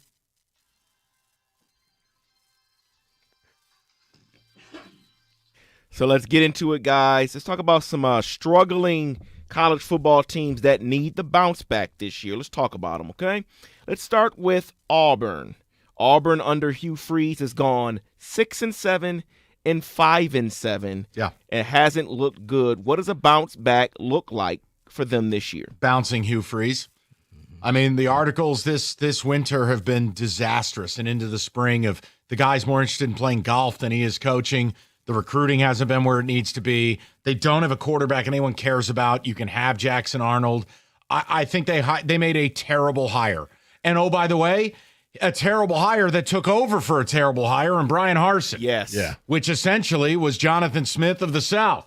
Brian Harsin was at Boise State. How the hell you end up on the Plains? Who also went 6-7 and 5-7 in his 2 years Correct. at Auburn. I'm going to say it needs to be a regime change, but I'll leave it to Rico. You know what, Mike? That may be the best solution because, David, I was going to say they have to be competing for a playoff spot. Not necessarily getting one, but when you share the state with Alabama, you can't just walk in there and say, hey, we're kind of good. Well, they win. How come we don't? I mean, Kalen DeBoer, if he comes out with another year like this, Bama's not putting up with this. So if I'm Auburn and you're not competing, yeah, you know what? It sucks that you share the state with them, but you got to do better. Especially the money they put into it. Money isn't a problem. Well, I hate to transition to the next program from that one, but it seems to be a similar situation here because it's Michigan State. They started 3-0 last year, tumbled to 5-7 with Jonathan Smith. Sure. What does a bounce back year look like for them? David, I would say the same, that you are competing for a playoff spot. You may not get it, but kind of like that, you share the state with Michigan, and Ohio State and Notre Dame are all within a 5-hour drive from you. Guess what? National title, been in the playoffs, and was runner-up. Like, they're successful. You're not. You're the weakest house on this block. You better do something, or your coach is going to be fired. I'll be more specific. Win 8 games, beat Michigan, or take your ass back to the West Coast. And look at that, just dialed in. That's it. Focused. 8 wins, beat Michigan, or you can go back to Bend, Oregon. Get the hell out of here. So this next program, I'm not necessarily going to ask what does a bounce back year look like because I don't think they're going to have a bounce back year, and it's Stanford. They fired their coach in March. They have Frank right there as a 1-year interim. How do you get this program back to what it used to be? You don't. Well, you're going to walk into the ACC and kick down the doors and wait, they're in the ACC, right? Yes. I mean, David, I don't think anybody expects anything from Stanford. They're just one of those schools that they exist, but you only know them because you see their games on the, hey, remember when we were good channel. Here's the deal. I agree with everything you guys said. The Troy Taylor thing is a disaster because, look, there were investigations into how he was treating staffers, both male and female. The point is, let's separate bad behavior from coaching quality. It was going to work. He was modernizing Stanford into a modern offense, into that spread option. You fire a coach in the spring. You got a dead man walking. You got the academic standards in an NIL world where they're not going to pay to play. And even if you can pay the people you want to pay aren't smart enough to go to your damn school. Correct. Stanford's dead. No, you're right. He was, if you separate that, it reminded me. It was a lot like Baylor, where Baylor was becoming that football powerhouse. They were just scumbags off the field. Harvest the organs, the body's dead. So let's get to a program that's had a coach for an extended period of time here, and that's Kentucky. Mark Stoops there had a 10-3 season in 2018, 8-5, back to 5-6. Again, 10-3 in 2021. Then 7-6, 7-6, 4-8. Yeah. What does it need to happen? What needs to happen there? Flow chart. This is crazy. Flow chart. Auburn. Fire coach. Wow. They are spending a bleep load of money in Kentucky. They are active in the portal. Ask Kenny. They signed his buddy Vinny Vandergrift or whatever it is. They're not producing anything. They just lost their main recruiter. So with Kentucky, and you had to be able to close out games. Like, they are the kings of, we almost won that big game. But did you win? No, but we were close. I also hate Stoops' offensive philosophy. Got to modernize. It's like a bad version of D'Antonio down there. Was it Iowa? It's getting there. It's not far from it. I just think for the money they're putting in. Iowa minus the wave. Gotcha. Yeah, honestly. But Kentucky does have pub subs. It could be a win. Yeah, but you know what? You want the victory pubs, not the sad pub sub. Fair. Let's get to another team. I believe this is the ACC. I never remember anymore. It's the Virginia Tech Hokies here, where they've reached the postseason in 3 out of the last 4 seasons. But under Brent Pry, they are just 16-21. Yeah, this is the last stop right here. They were supposed to be really good last year, and they simply weren't. Got dog walked by Vandy in the opener. This is it for him. And VTech, I view VTech as a place that should be a strong contender. No, not Vic in the national title game, but they should be really relevant. But going back to Vic, you got to lock down that DMV area and get all the recruits to go there. That's what you need. Yeah, to do. and again, Beamer balls a long time ago. David, anything short of 8 wins down there, Pry should be gone. And this next one, I'm going to focus on. They don't need a bounce back. I'm just going to say that they don't need a bounce back because they made the playoff last year. Then what are you asking for? Because I need to know. This is Penn State and this is Franklin. Yeah. Does he absolutely have to make it to the championship game? Yeah. This season. I mean, James Franklin right now with the amount I'm not talking about Big Ten championship game. No, I'm talking about national championship day because that means he's knocked off some teams that he probably shouldn't have beaten, and that's been the biggest knock on him. Big games, he folds and collapses. He is the living embodiment of the chair drop when it comes to a big game. So, yes, Michigan has won. Ohio State has won. Now it's your turn. Get to the championship game and try not to lose it. I think he's got to make the playoff. I don't know, man. When you're in a one-and-done format, like look at what happened to the Lions last year. You know, but when you bring, it's one of those like Ohio State, when you bring the band back together, hey, we're coming back for this run. I know. But when he keeps failing in big moments, it's like at some point, you got to make the thing, right? All right, but here's the deal. He makes the playoff and loses. What are you going to do, fire him?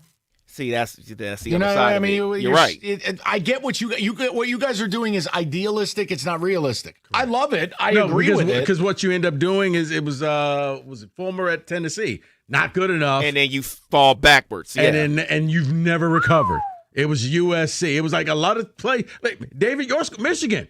It's not good enough. Lloyd Carr, you went lose 3 games. Okay, and you're fired. You have Rich Rod and Brady Hoke. And it's one of those. Yes, be careful what you ask for, because in this day and age, just because you're Penn State doesn't mean that people are going to quit their job and come running to be your head coach.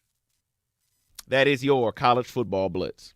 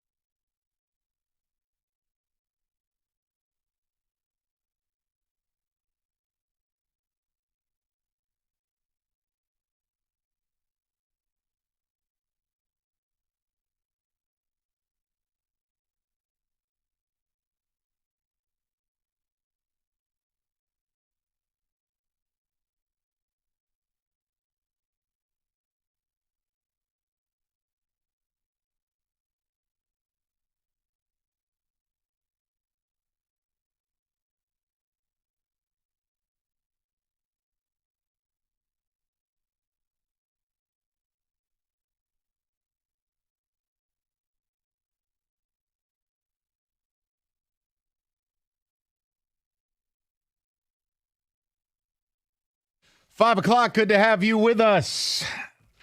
Concern level time. Tigers get broomed out of Pittsburgh. Ghastly performance last night. Today was just as bad, honestly. Just because there weren't the same amount of mental errors. This lineup has fallen off a cliff. The pitching's no good. You've lost 9 out of 10. And here's the issue. Cleveland now can be within 8 tonight. And when you look at the next 10 games for you, the lead up to and through the deadline, it's 4 against the hottest team in baseball, Toronto. It's 3 against the Diamondbacks. It's 3 against Phillies. If you juxtapose that to Cleveland's next 10, it's Baltimore, it's Kansas City, it's Colorado. Man, by the time I get back from Saratoga, you are talking about something here where this could look a whole lot different. So we're asking you your concern level, scale of 1 to 10. And look, I'm at a 4. I think if you lose 9 out of 10, I don't care if you're the best team in baseball or not. That's not a blip. Now, they got an opportunity to stem the tide, go 5-5 over the next 10, and just cool out a little bit. But I tell you, if they don't get this thing going here, this is going to get really uncomfortable. Now, if you want an optimistic view, well, maybe this is them tasting their own blood for the first time, and it'll force them to be impactful at the deadline. Something, Rico, you don't believe they're going to do. I'm just trying to offer optimism that if there is something good out of it, here's what it could be. It is, except for the fact that, man, there's a lot of holes in this boat. And how much do we want to spend? How many of our young guys are we willing to part with? That I think the asking price went from, you know what, maybe if they just get that right-handed bat, maybe if they just get a reliever, maybe if they just get this one thing, they'll be okay. It shifted to, okay, how much are we willing to part? How much are we willing to pay? And are we ready to go all in? That's going to be the big question for the next week, Mike, while you're gone. 248-539-9797. You tell me, guys. And again, I'm not going to live in a world where you ignore losing 9 out of 10. Okay? I know the TV broadcast would like you to do that. I'm not doing that. It's not good enough. And last night, shout out Pat Caputo. It was clown ball. You got Torque not hustling. You got Wensil not touching the plate. You got defensive errors. It's okay to say this isn't good enough. And look, we're very lucky that this team played good enough baseball in the first 60 games to get this kind of lead. We're also fortunate enough to play in this garbage can division where there's really no real threat. Right. But the next 10 games, if you don't turn this around, and let's say you trick around and go 3-7, and Cleveland goes 7-3, all of a sudden, that's a 4-game lead. You will have evaporated all of the hard work. And then you have to question, how much does the losing affect what you think of this team as it heads to the deadline? Again, whether they do or don't do the stuff, it's about how much do you think they got to do? Remember, it wasn't too long ago, you had people in this town saying, we don't need any help. We have Zach McKinstry. We don't need a right-handed bat. I mean, that's the truth. Gator was yelling at people because, do you still think you don't need a right-handed bat? How's that lineup looking? Yeah. No, I mean, come on, man. You can't get seduced by April and May heroes. Because right now, when you've lost 9 out of 10, who are you leaning on, not named Riley Green or Gleyber Torres, to turn this around?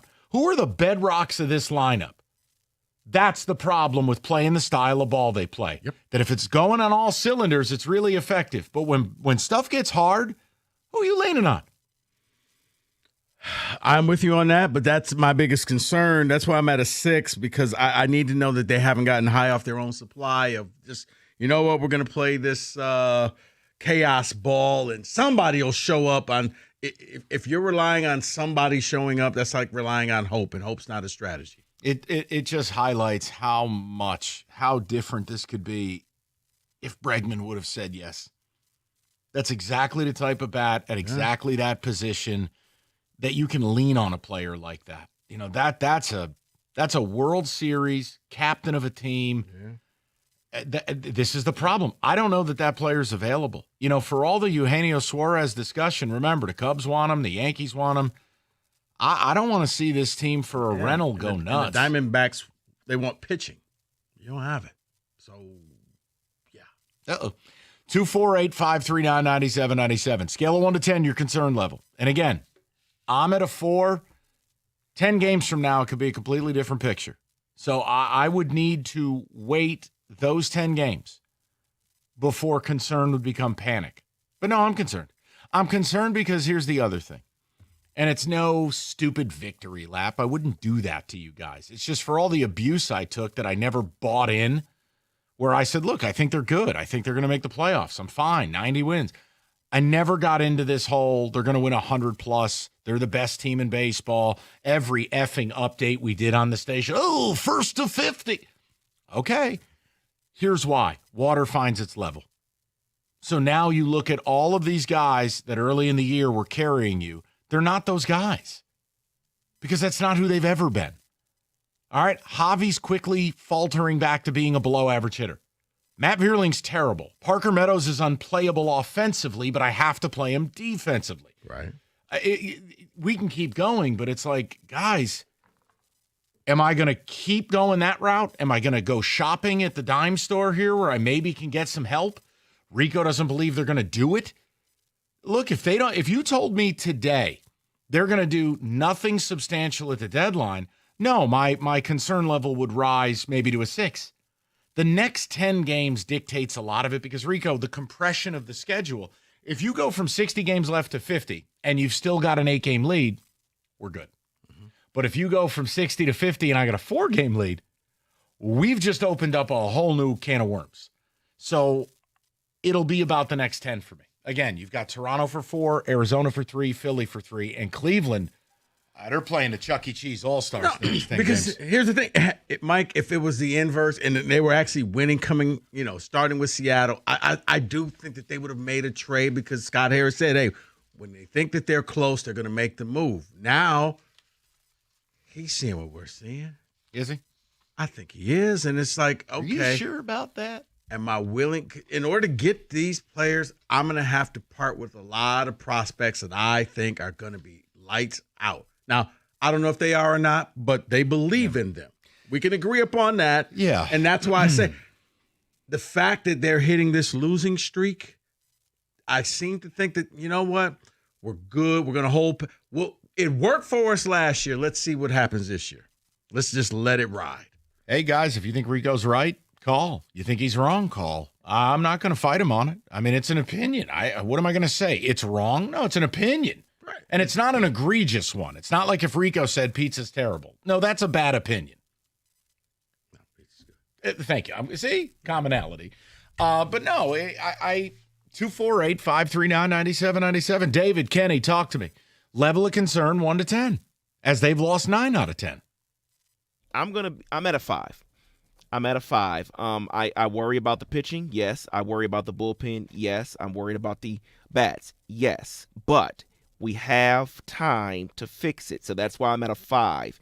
It can, depending on how this weekend goes, it can lean either direction. But I'm at a 5. I'm going to stay steady. I'm not going to panic. I'm not going to overreact. It's at a 5. And I think that's responsible. Because if they put a few good games together, it looks different. But if this doesn't stop and stop right now, you're creating a real problem for yourself. And that's what sports is. It's okay to talk about these things. We don't do state-run media. So, yeah, you lose 9 out of 10, and you served as the Pirates' cheap date on a Saturday night, and they broomed you right out of town. I'm sorry, man. That's not okay. The Pirates had lost 11 of 12 before you played them. The fact that you didn't come out with your hair on fire to start this game today after how you played last night and making some little league mental mistakes. They looked lifeless. Yes. You look like a team where the losing streak was starting to affect you. I'm not going to say the Q word, but you look like a team that was pressing. You look like a team that it's in your head right now. And you don't look like a team that's having fun the way they were at the beginning of the year. 248-539-9797. We'll get the people in the mix. Ticket text, the whole bit. But, guys, it's okay. Hey, you don't have to be afraid to call if you're like, well, I'm not that concerned yet. Then I'm going to ask you about the next 10 games. And what would it take for you to be concerned? So, again, it's a great spot to be in despite losing 9 out of 10. let's say Guardians win tonight, they're going to be 8 out. You know, it was about a week ago they were like 14 out. It can change quick. They're 8-2 in their last 10. You're 1-9. Do the math. So if it stops right now, I'm cool. But the way they're playing, and the problem is, like I said, if you're the Dodgers, Mookie Betts sucks. He's still Mookie Betts. I got to believe he turns it around. Freddie Freeman looks like a singles hitter. I got to believe he can turn it around. Teoscar Hernandez, Tommy Edman, Muncy. Like, you just got to believe that at least a couple of them will turn. Mm-hmm. Here, what am I supposed to say? Oh, well, Javi will what? 2 months or 5 years? What am I supposed to do? Parker Meadows. Parker Meadows had a nice little run where he was barely an above-average ball player offensively last year, but he did it at the right time. Yep. Parker Meadows has no track record of being a high-level bat. Right. Matt Vierling? Jahmai Jones? Torkelson? Who? Who am I relying on? Zach McKinstry, who was a well below average player for his entire life before this year? Put some respect on his name. I'm putting respect on it. I'm using facts. All-star. Okay. All-star Zach McKinstry. That's all. That's where my concern will grow, Rico. I got to get it turned around. Yeah. The problem, too, it's not like the pitching's been great. No. But offensively, yikes. 248-539-9797. If you're like Kenny just lost a photo finish for a double at Saratoga. He's going to eat his feelings. Hungry Howie's has that covered with the Classic 73. That is the Classic Premium Pepperoni, 73 of them to be exact. And no, I mean, what a painstaking effort that's got to be. 73, it's like in Casino. I want an equal amount of blueberries on each side of the muffin. They're putting 73 pepperonis on these Still deals. one of my favorite scenes. Is De Niro in the kitchen? Yes. I counted 72. One more. The Classic 73, $9.99 for a large. There's no promo codes. You don't got to walk in and do a dance or anything. The 73 Classic. Get it tonight. Eat your feelings. Limited time only. HungryHowies.com. That's HungryHowies.com.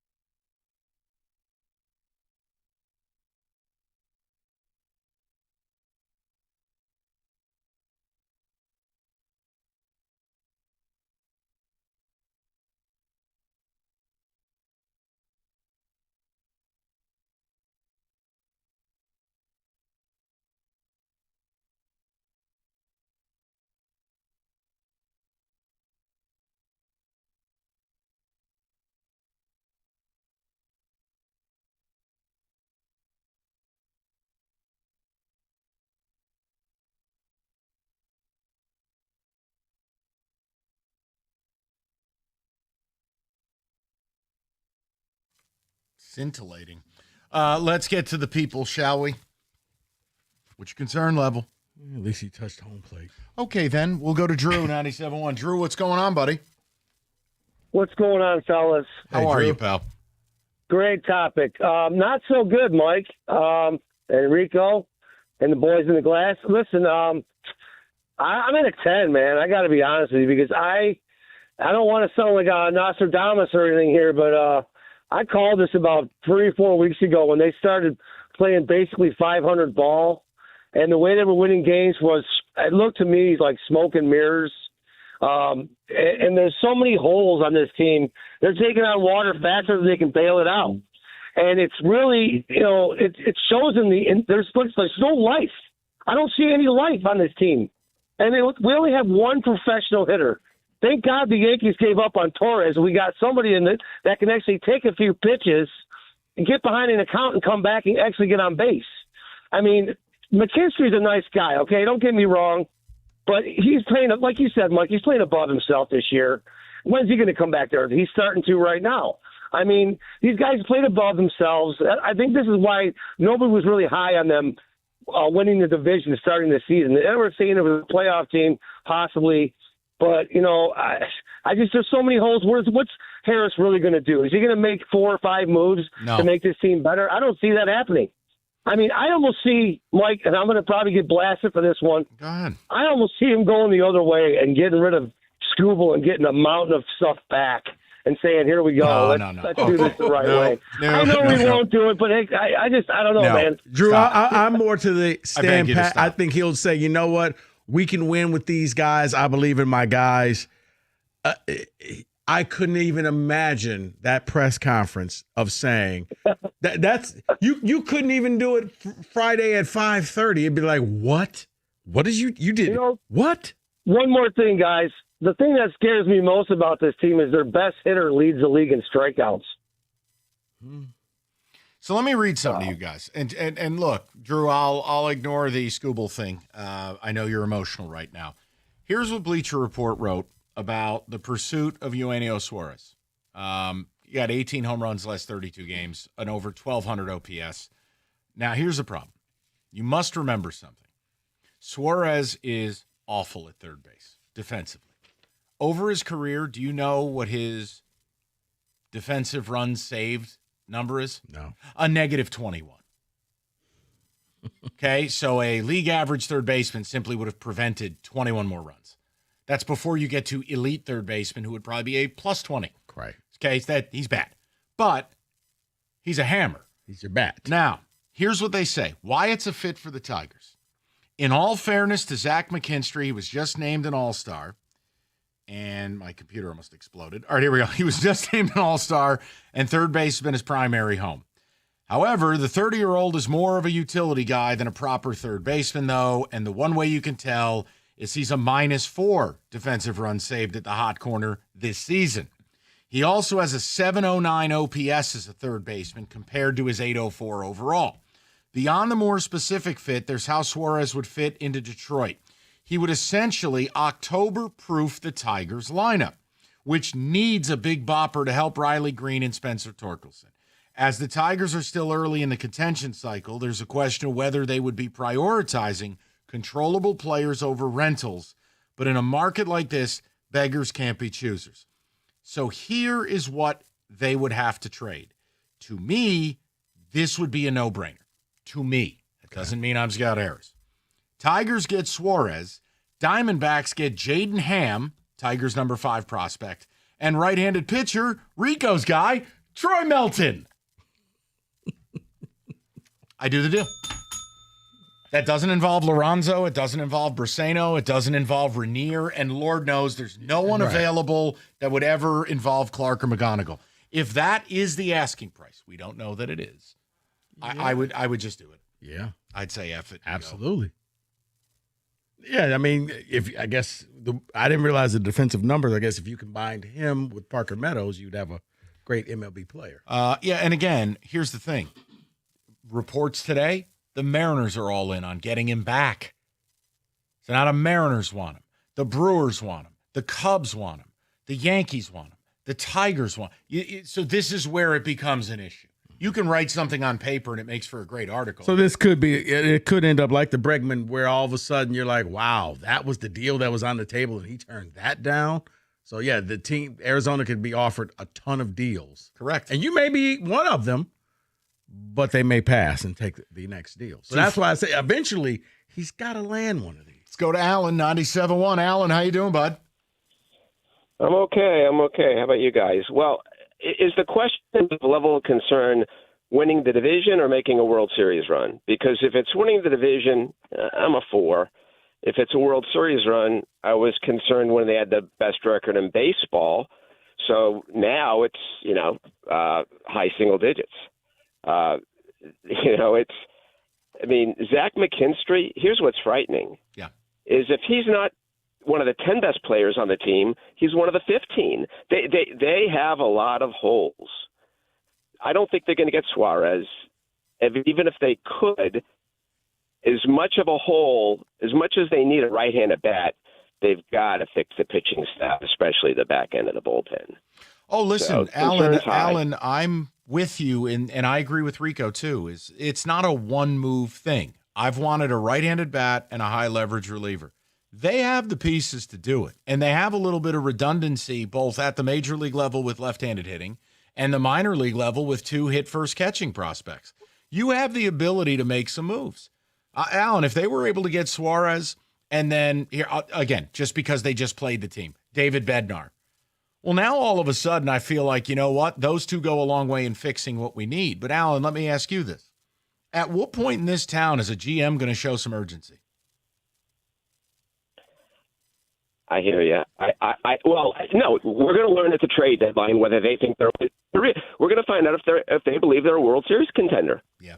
Because if they don't make a move that looks like they have a reasonable shot based on having the best run early on and having Scooble and having Hinch as a manager, then they're saying the earliest we can make a World Series run is when McGonigal and whatever top prospects we have come up, if they actually make it up in our stars. So we're going to find out. Yeah, and Alan, that's what I like about things like the trade deadline. You're right. It's a litmus test. Show me. Don't talk about it. Be about it. And my issue, and I'm not taking this out on Scott Harris of the Tigers. This is comprehensively. Steve Yzerman, Scott Harris, Brad Holmes, and whatever Steve Yzerman does by day. Is anyone going to show a sign of urgency here? You got a team in a Super Bowl window, no urgency. You got a team who's one of the great turnaround stories in the league in hoops in a wide open East, no urgency. And now you have the Tigers to the main stage. They're playing your song. Right. You're out. You've lost 9 out of 10. You got a great shot in a year there doesn't seem to be a dominant team. Show me. It's as if all 4 teams have a plan and they don't want to deviate from their plan. Sometimes plans are meant to be changed, upgraded. You change it on the fly. But you know what? We said we're going to do it this way. Stay the course. That's what it feels like. The Detroit stay the courses. Did you just say horses? I said courses. I heard horses. 248-539-9797. Come on, I've held it together.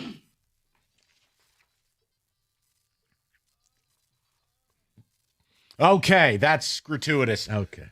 Tell them about it. You know what? Mike had the horse rush. History had the gold rush. Then came the oil boom, tech boom. But right now, it's the Wi-Fi boom. And with an Xfinity Wi-Fi, it's booming. With a 99.99 network reliability, the power to connect to hundreds of devices and low lag for a smooth connection, Xfinity is fueling the Wi-Fi boom. And now you can get booming with fast, reliable Wi-Fi with an all-in-one plan and get Wi-Fi equipment and unlimited data included, all for one price for 5 years with the 5-year price guarantee from Xfinity. Visit Xfinity.com, call 1-800-XFINITY, or visit a store today. Visit Xfinity.com to learn more. Restrictions apply. Not available in all areas. New residential customers only. Select plans. Xfinity Gateway with X5 Complete required for unlimited data, except in certain areas. Actual speeds vary.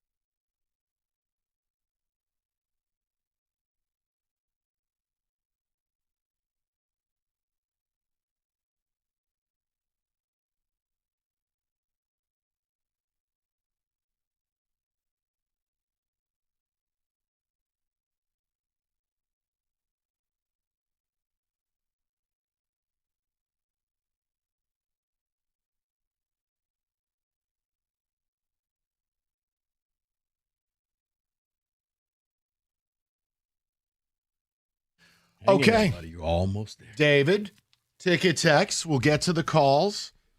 What are people saying here? Nord in Pinckney is saying my concern level is at a 3 post All-Star slump. It will go to a 9 if they don't make any trades. Okay, interesting. But again, I like it's very similar to where I'm at. Show me the next 10 days. Show me the game, show me the deadline. I mean, if it's a combination of them playing poorly in the next 10 plus a lukewarm deadline, oh no, my concern will be up at about a 6. From Greg, I'm at a 7.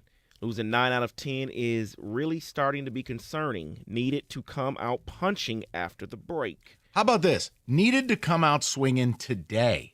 There it is, right You there. can't get swept out of Pittsburgh. And today's performance, Rico and I looked at each other and I go, are these guys alive?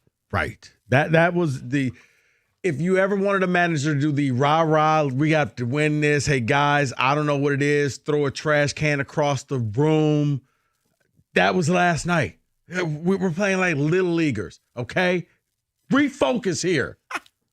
Yes, but David. instead, you got this game. It's like, so what's being said? What's going on? Like, guys. They say you do realize. He just went Keating. That's what it sounded like. Oh, did I? You just went full Keating. Passion. They say. But it's like, you realize that the season didn't end at the All-Star break. You just want to shake the team up and say, guys, give me something. So, yeah, if you could split the next 10 games, consider that a win. Jim from Lexington says, I'm at a 6 out of 10. Also, I'm with Rico. Harris will not add anyone at the deadline. See that? Okay. Hey, if Rico ends up right about that, first of all, a week of lunches. Look, I don't want to be. No, but it's a bold take because it is. Rico, it's inconceivable. They would go to the deadline in the sport of baseball. This isn't like the NFL. Mm-hmm. Baseball, when you are in it to win it, you load the wagon. Right. You make deals.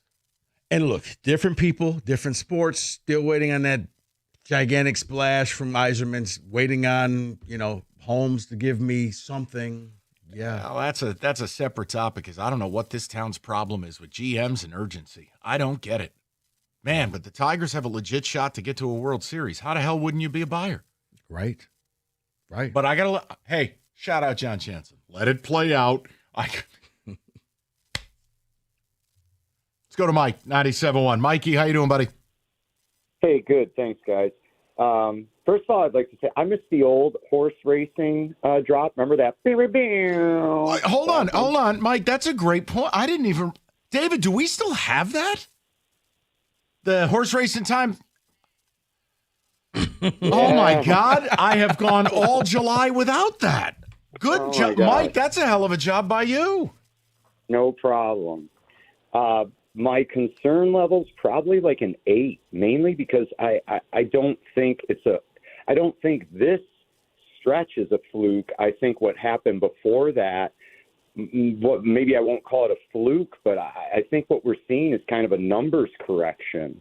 I think what happened last year is kind of like, it was voodoo, right? And we thought going into this year, it's like, well, that'll never happen again. Scott Harris is going to add some vets to this team and we'll be a solid team. But he didn't do it. And then they come out this year and they're the best team in baseball. But I think what we're seeing now is sort of more, like I say, a correction of who they kind of really are. It's what it feels like. I mean, Mike, the hard thing to imagine is my God, it's over a year ago. But like right around August, they started and turned into this monster. And it was a couple months then and a couple of months here. And you go, well, wait, over 162 games, they're 36 games over 500. But you're right. I never was able to wrap my mind around this is who they actually are. I was thrilled it was happening. But, yeah, no, I kind of had a hard time with Zach McKinstry being a 900 OPS player. Or Javi Baez was all of a sudden good again. Right. Which, by the way, he's not anymore.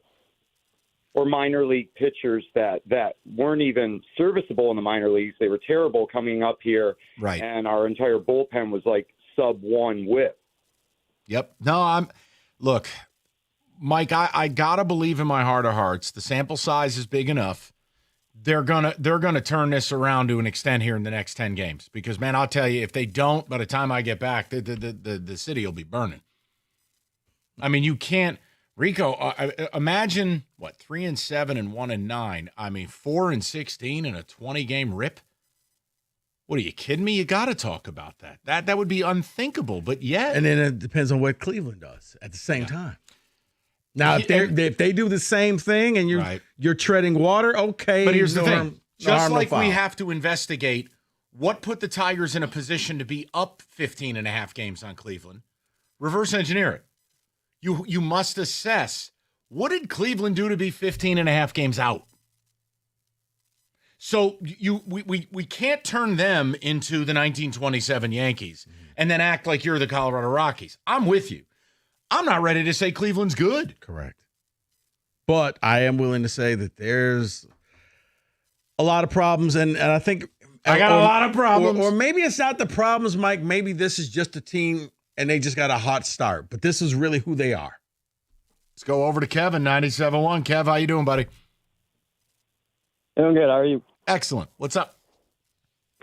I'd say my concern's at like a 3 or a 4. Okay. I'd say, we got to get Kerry Carpenter back. He's a decent piece of this lineup. We got to, hopefully Scott Harris does something at the deadline. If he doesn't, I'd say my concern's at probably 8 or 9. So let me ask you a question, Kev. What do you define as Scott Harris doing something? Like, what's a move where you go, okay, no concern, we did the job? What does that look like? I'd say, I know, Boston's still looking for a wild card spot, but I'd say get Chapman. Ah, man. Kev, get Chapman as your reliever. A couple weeks ago, I would have said, sure. I was right there with you. All Boston's done since getting rid of the clubhouse cancer known as Rafael Devers is play really good baseball. If they trade Chapman, they'll need to put John Henry in witness protection. I don't see it. I mean, there's a million relievers that are going to get dealt. I just will be really surprised if that's one. Look, the Twins are the team to watch. I mean, at the risk of being mocked and having straw man arguments drawn up, the Twins reported, Bob Nightingale said, they are listening to offers on Griffin Jax and Yohan Duran. The Tigers have checked in. His words, not mine. No. Both guys are signed through 2027 season. They're going to be expensive. Mm-hmm. Griffin Jack's a 14.4 K to K ratio per 9. Right, I mean, and I think that's what Minnesota was saying. Hey, you're going to pay for this, but... And their payroll's gone down each of the last 2 years. How do I know they're not going into a rebuild? Right, you can come and shop at Twins R Us, but it's going to be a hefty price tag. I would love to land one of those guys. They're under team control, too. They get to become a part of our core. But then it goes back to, for the Tigers, what do you see yourself as? Do you see yourself as a World Series contender or not? Because if the answer is yes, then you're absolutely on the phone. But if the answer is, you know what? We got a plan, and we took another step in that plan. Let's stay the course. Then the answer is no. The more this show has gone on, the more you are convincing me of your viewpoint. And I don't like it. What was that? Huh? AJ was asked on the morning show this morning, hey, how you doing? And he said, how do you think I am? I felt like you sped that up. It was so quick, I couldn't even hear it. I need to slow it down. That was his actual, yeah. Yikes. Okay. Tremendous. 248-539-9797. All right, Northville Lumber. We talk about them all the time. Largest Trex decking outlet in the country. Northville is Michigan's Trex superstore. They stock all colors of decking, railing, lighting. They have it all the time and at the absolute lowest prices. So whether you're a builder or do-it-yourselfer, you can count on Northville to have everything you need when you need it. Plan it, build it, do it with the best in the game. Any samples you take home from their brand new showroom, you know it's in stock. You don't even need to call. So get it done and get it done right. Go to northvillelumber.com. That's northvillelumber.com.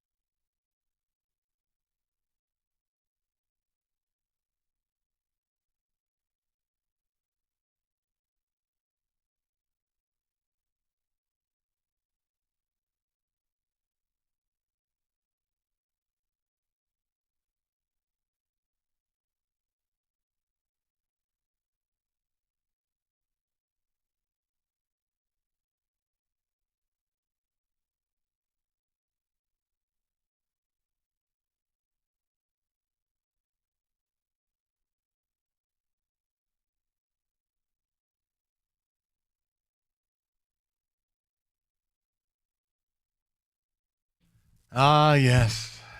What are we? 19 hours from Saratoga. Very exciting. Listen, it's going to be okay. Well, you're less than 19 minutes. Oh, well, yeah, I mean, but yes, tomorrow is the arrival. Man, the next 10 days, what do you think's going to happen? What am I walking back into? That's my question to you. I don't have the drop board here. What would you need me to? Thank No. You don't think they turn this around the next 10 games? Oh, I thought you meant trade-wise. No, I'm saying in totality. When we're on the air together on Monday, August 4th, what are we walking into? The next 10 games that they play, I don't think they have a winning record. Ooh. 4-6? Yeah. I mean, listen. We can shoot for that. A minimum. Minimum. But I mean, look, if you could split the next 10, 5-5, stem the tide a little bit. Yeah, I'm just like today's game just kind of put a really bad taste because because of how bad last night was, I was expecting more today. The man that is sauntering in has coined the phrase that I used earlier. That's Clown why ball? we trademarked it. It is Pat Caputo's phrase, not my own. It's Do I called have to- clown ball. Do I have to give him a royalty? I would. Last night. Is that, wait, Last night, I just saw Pat's head floating above my TV. Clown ball. Is that like That's what I heard you talk like it was the Cleveland game last year. Clown ball. rosterization? Or? It's No. back. It's back. What do you make of all? Well, Mike, first of all, just, my show coming up, I'm going to have a mystery guest today. Really? Yeah, J.K. Simmons is going to join me. Hold on. This is Pat when he sees Simmons in the booth. He's coming on.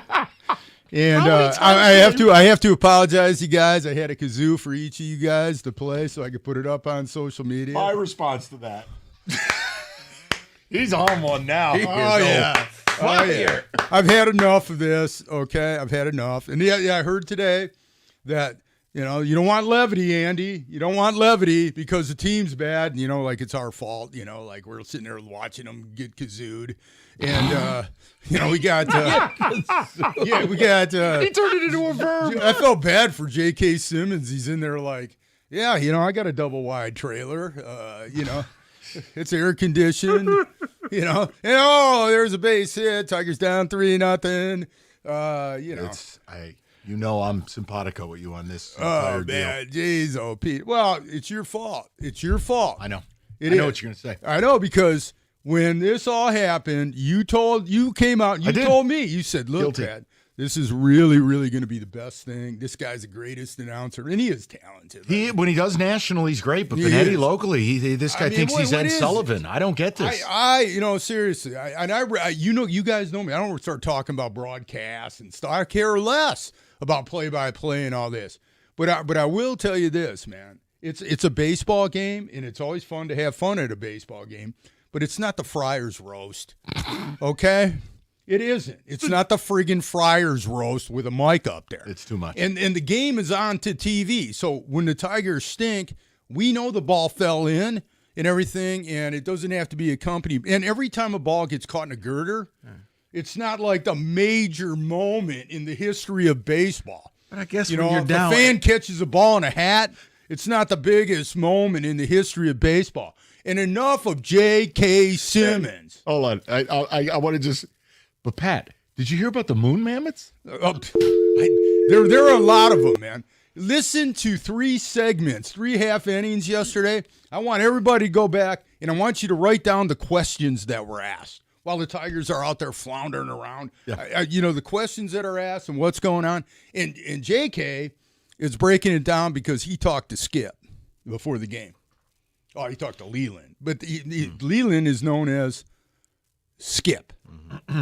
I agree with all of this. But anyway, I'm joking around. Hey, man. I'm joking. I just had to get that. It's because, okay to say it's a little much. Teams lost 9 out of 10. It's okay to live in reality and go, this isn't good enough. Well, the announcers all root for the team. We know Ernie rooted for the team. I knew Ernie Harwell very well, as you know, and he rooted for the team. George Kell, the announcer when I was a kid, he rooted for the team. Rod and Mario. When they weren't rooting for each other, but they were rooting for the team. Actually, this is appropriate. That really is. Wow. You know what? They You're rooted going out for the on a high team. note. Right. If you cover a team and you're there for 162 games. No, you're yes. you're paid by the team. And I you know understand what? it. You kind of start rooting for them because, yes, I have to watch this every day. I don't want to watch you lose 100 games. No one's asking for ad hominem attacks. We're asking just be in reality with us. I don't want to see Jerry Aldini up there. Doing like, hey man, this is hot night at the cat. None of that stuff is cool. None of it's cool. It's not. It's not cool. It's not funny. It's not. There is a way to be humorous and to be clever. It's another thing to like just whatever the hell that is. You know what, and Pat? the team is getting flamed right now. And and the ratings aren't up because of the comedy act. The ratings are up because the team is the best team in baseball. If all of a sudden this is going to be an issue here with this whatever it is. I'm sorry. I'm going to stop. Why are you sorry?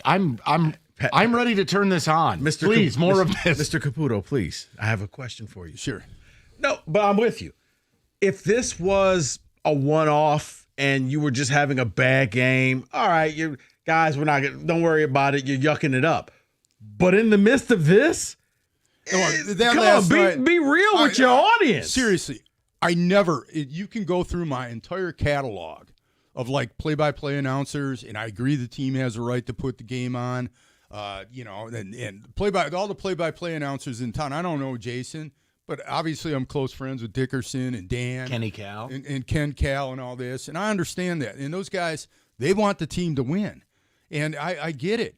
I get it. And Jason Benetti's obviously talented, and Andy Dirks is really good at what he's doing, but he's getting sucked down this rabbit hole of like, Andy Dirks is like a former baseball player. All right, he's not Norm Macdonald.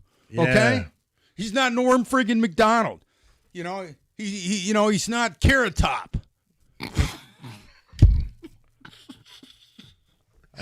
Are you leading with this, or are you going to lead with the losing? I'm going to lead with the losing, but I just wanted to do like what the broadcast does and take total attention away from a disaster. Okay, so now you understand when I say every now and then I have the best seat in the house. Hey, this is good because it's not me saying these things; it's him, and it's like I feel like you see the flames, and you just go like this. No. And if you think it's just like Mike and me, and we're two crabby dudes, and Mike, Rico, and you, Pat. it's everybody in the media is talking about this, and the fans on the street are talking about it. So every once in a while, I feel compelled, because I don't say stuff just to say it, and nobody's more fair to their owner. Nobody's more fair to the Tigers. Nobody knows that organization better than I do in any part of the media. So when I say this, I would tell them this. This is my unsolicited advice. Stop with that. It has credibility. There's no question, Pat. That is, what I saw last night. I'd never go on Twitter and go on some kind of flaming thing on Twitter with sarcasm. And then I go on there sarcastic, Mike, and I couldn't believe it. People actually thought when I said, hey, J.K. Simmons on. Wow, he's a Tiger fan. Whoa. They thought I had never seen him on there before. It's like his 7th appearance. My God. Mystery guest. He's collecting As soon the as they said check. mystery guest, and he popped up because I was waiting for him to be. And he's in Toronto. Is he going to show up next week? I can't wait to see him show up this weekend.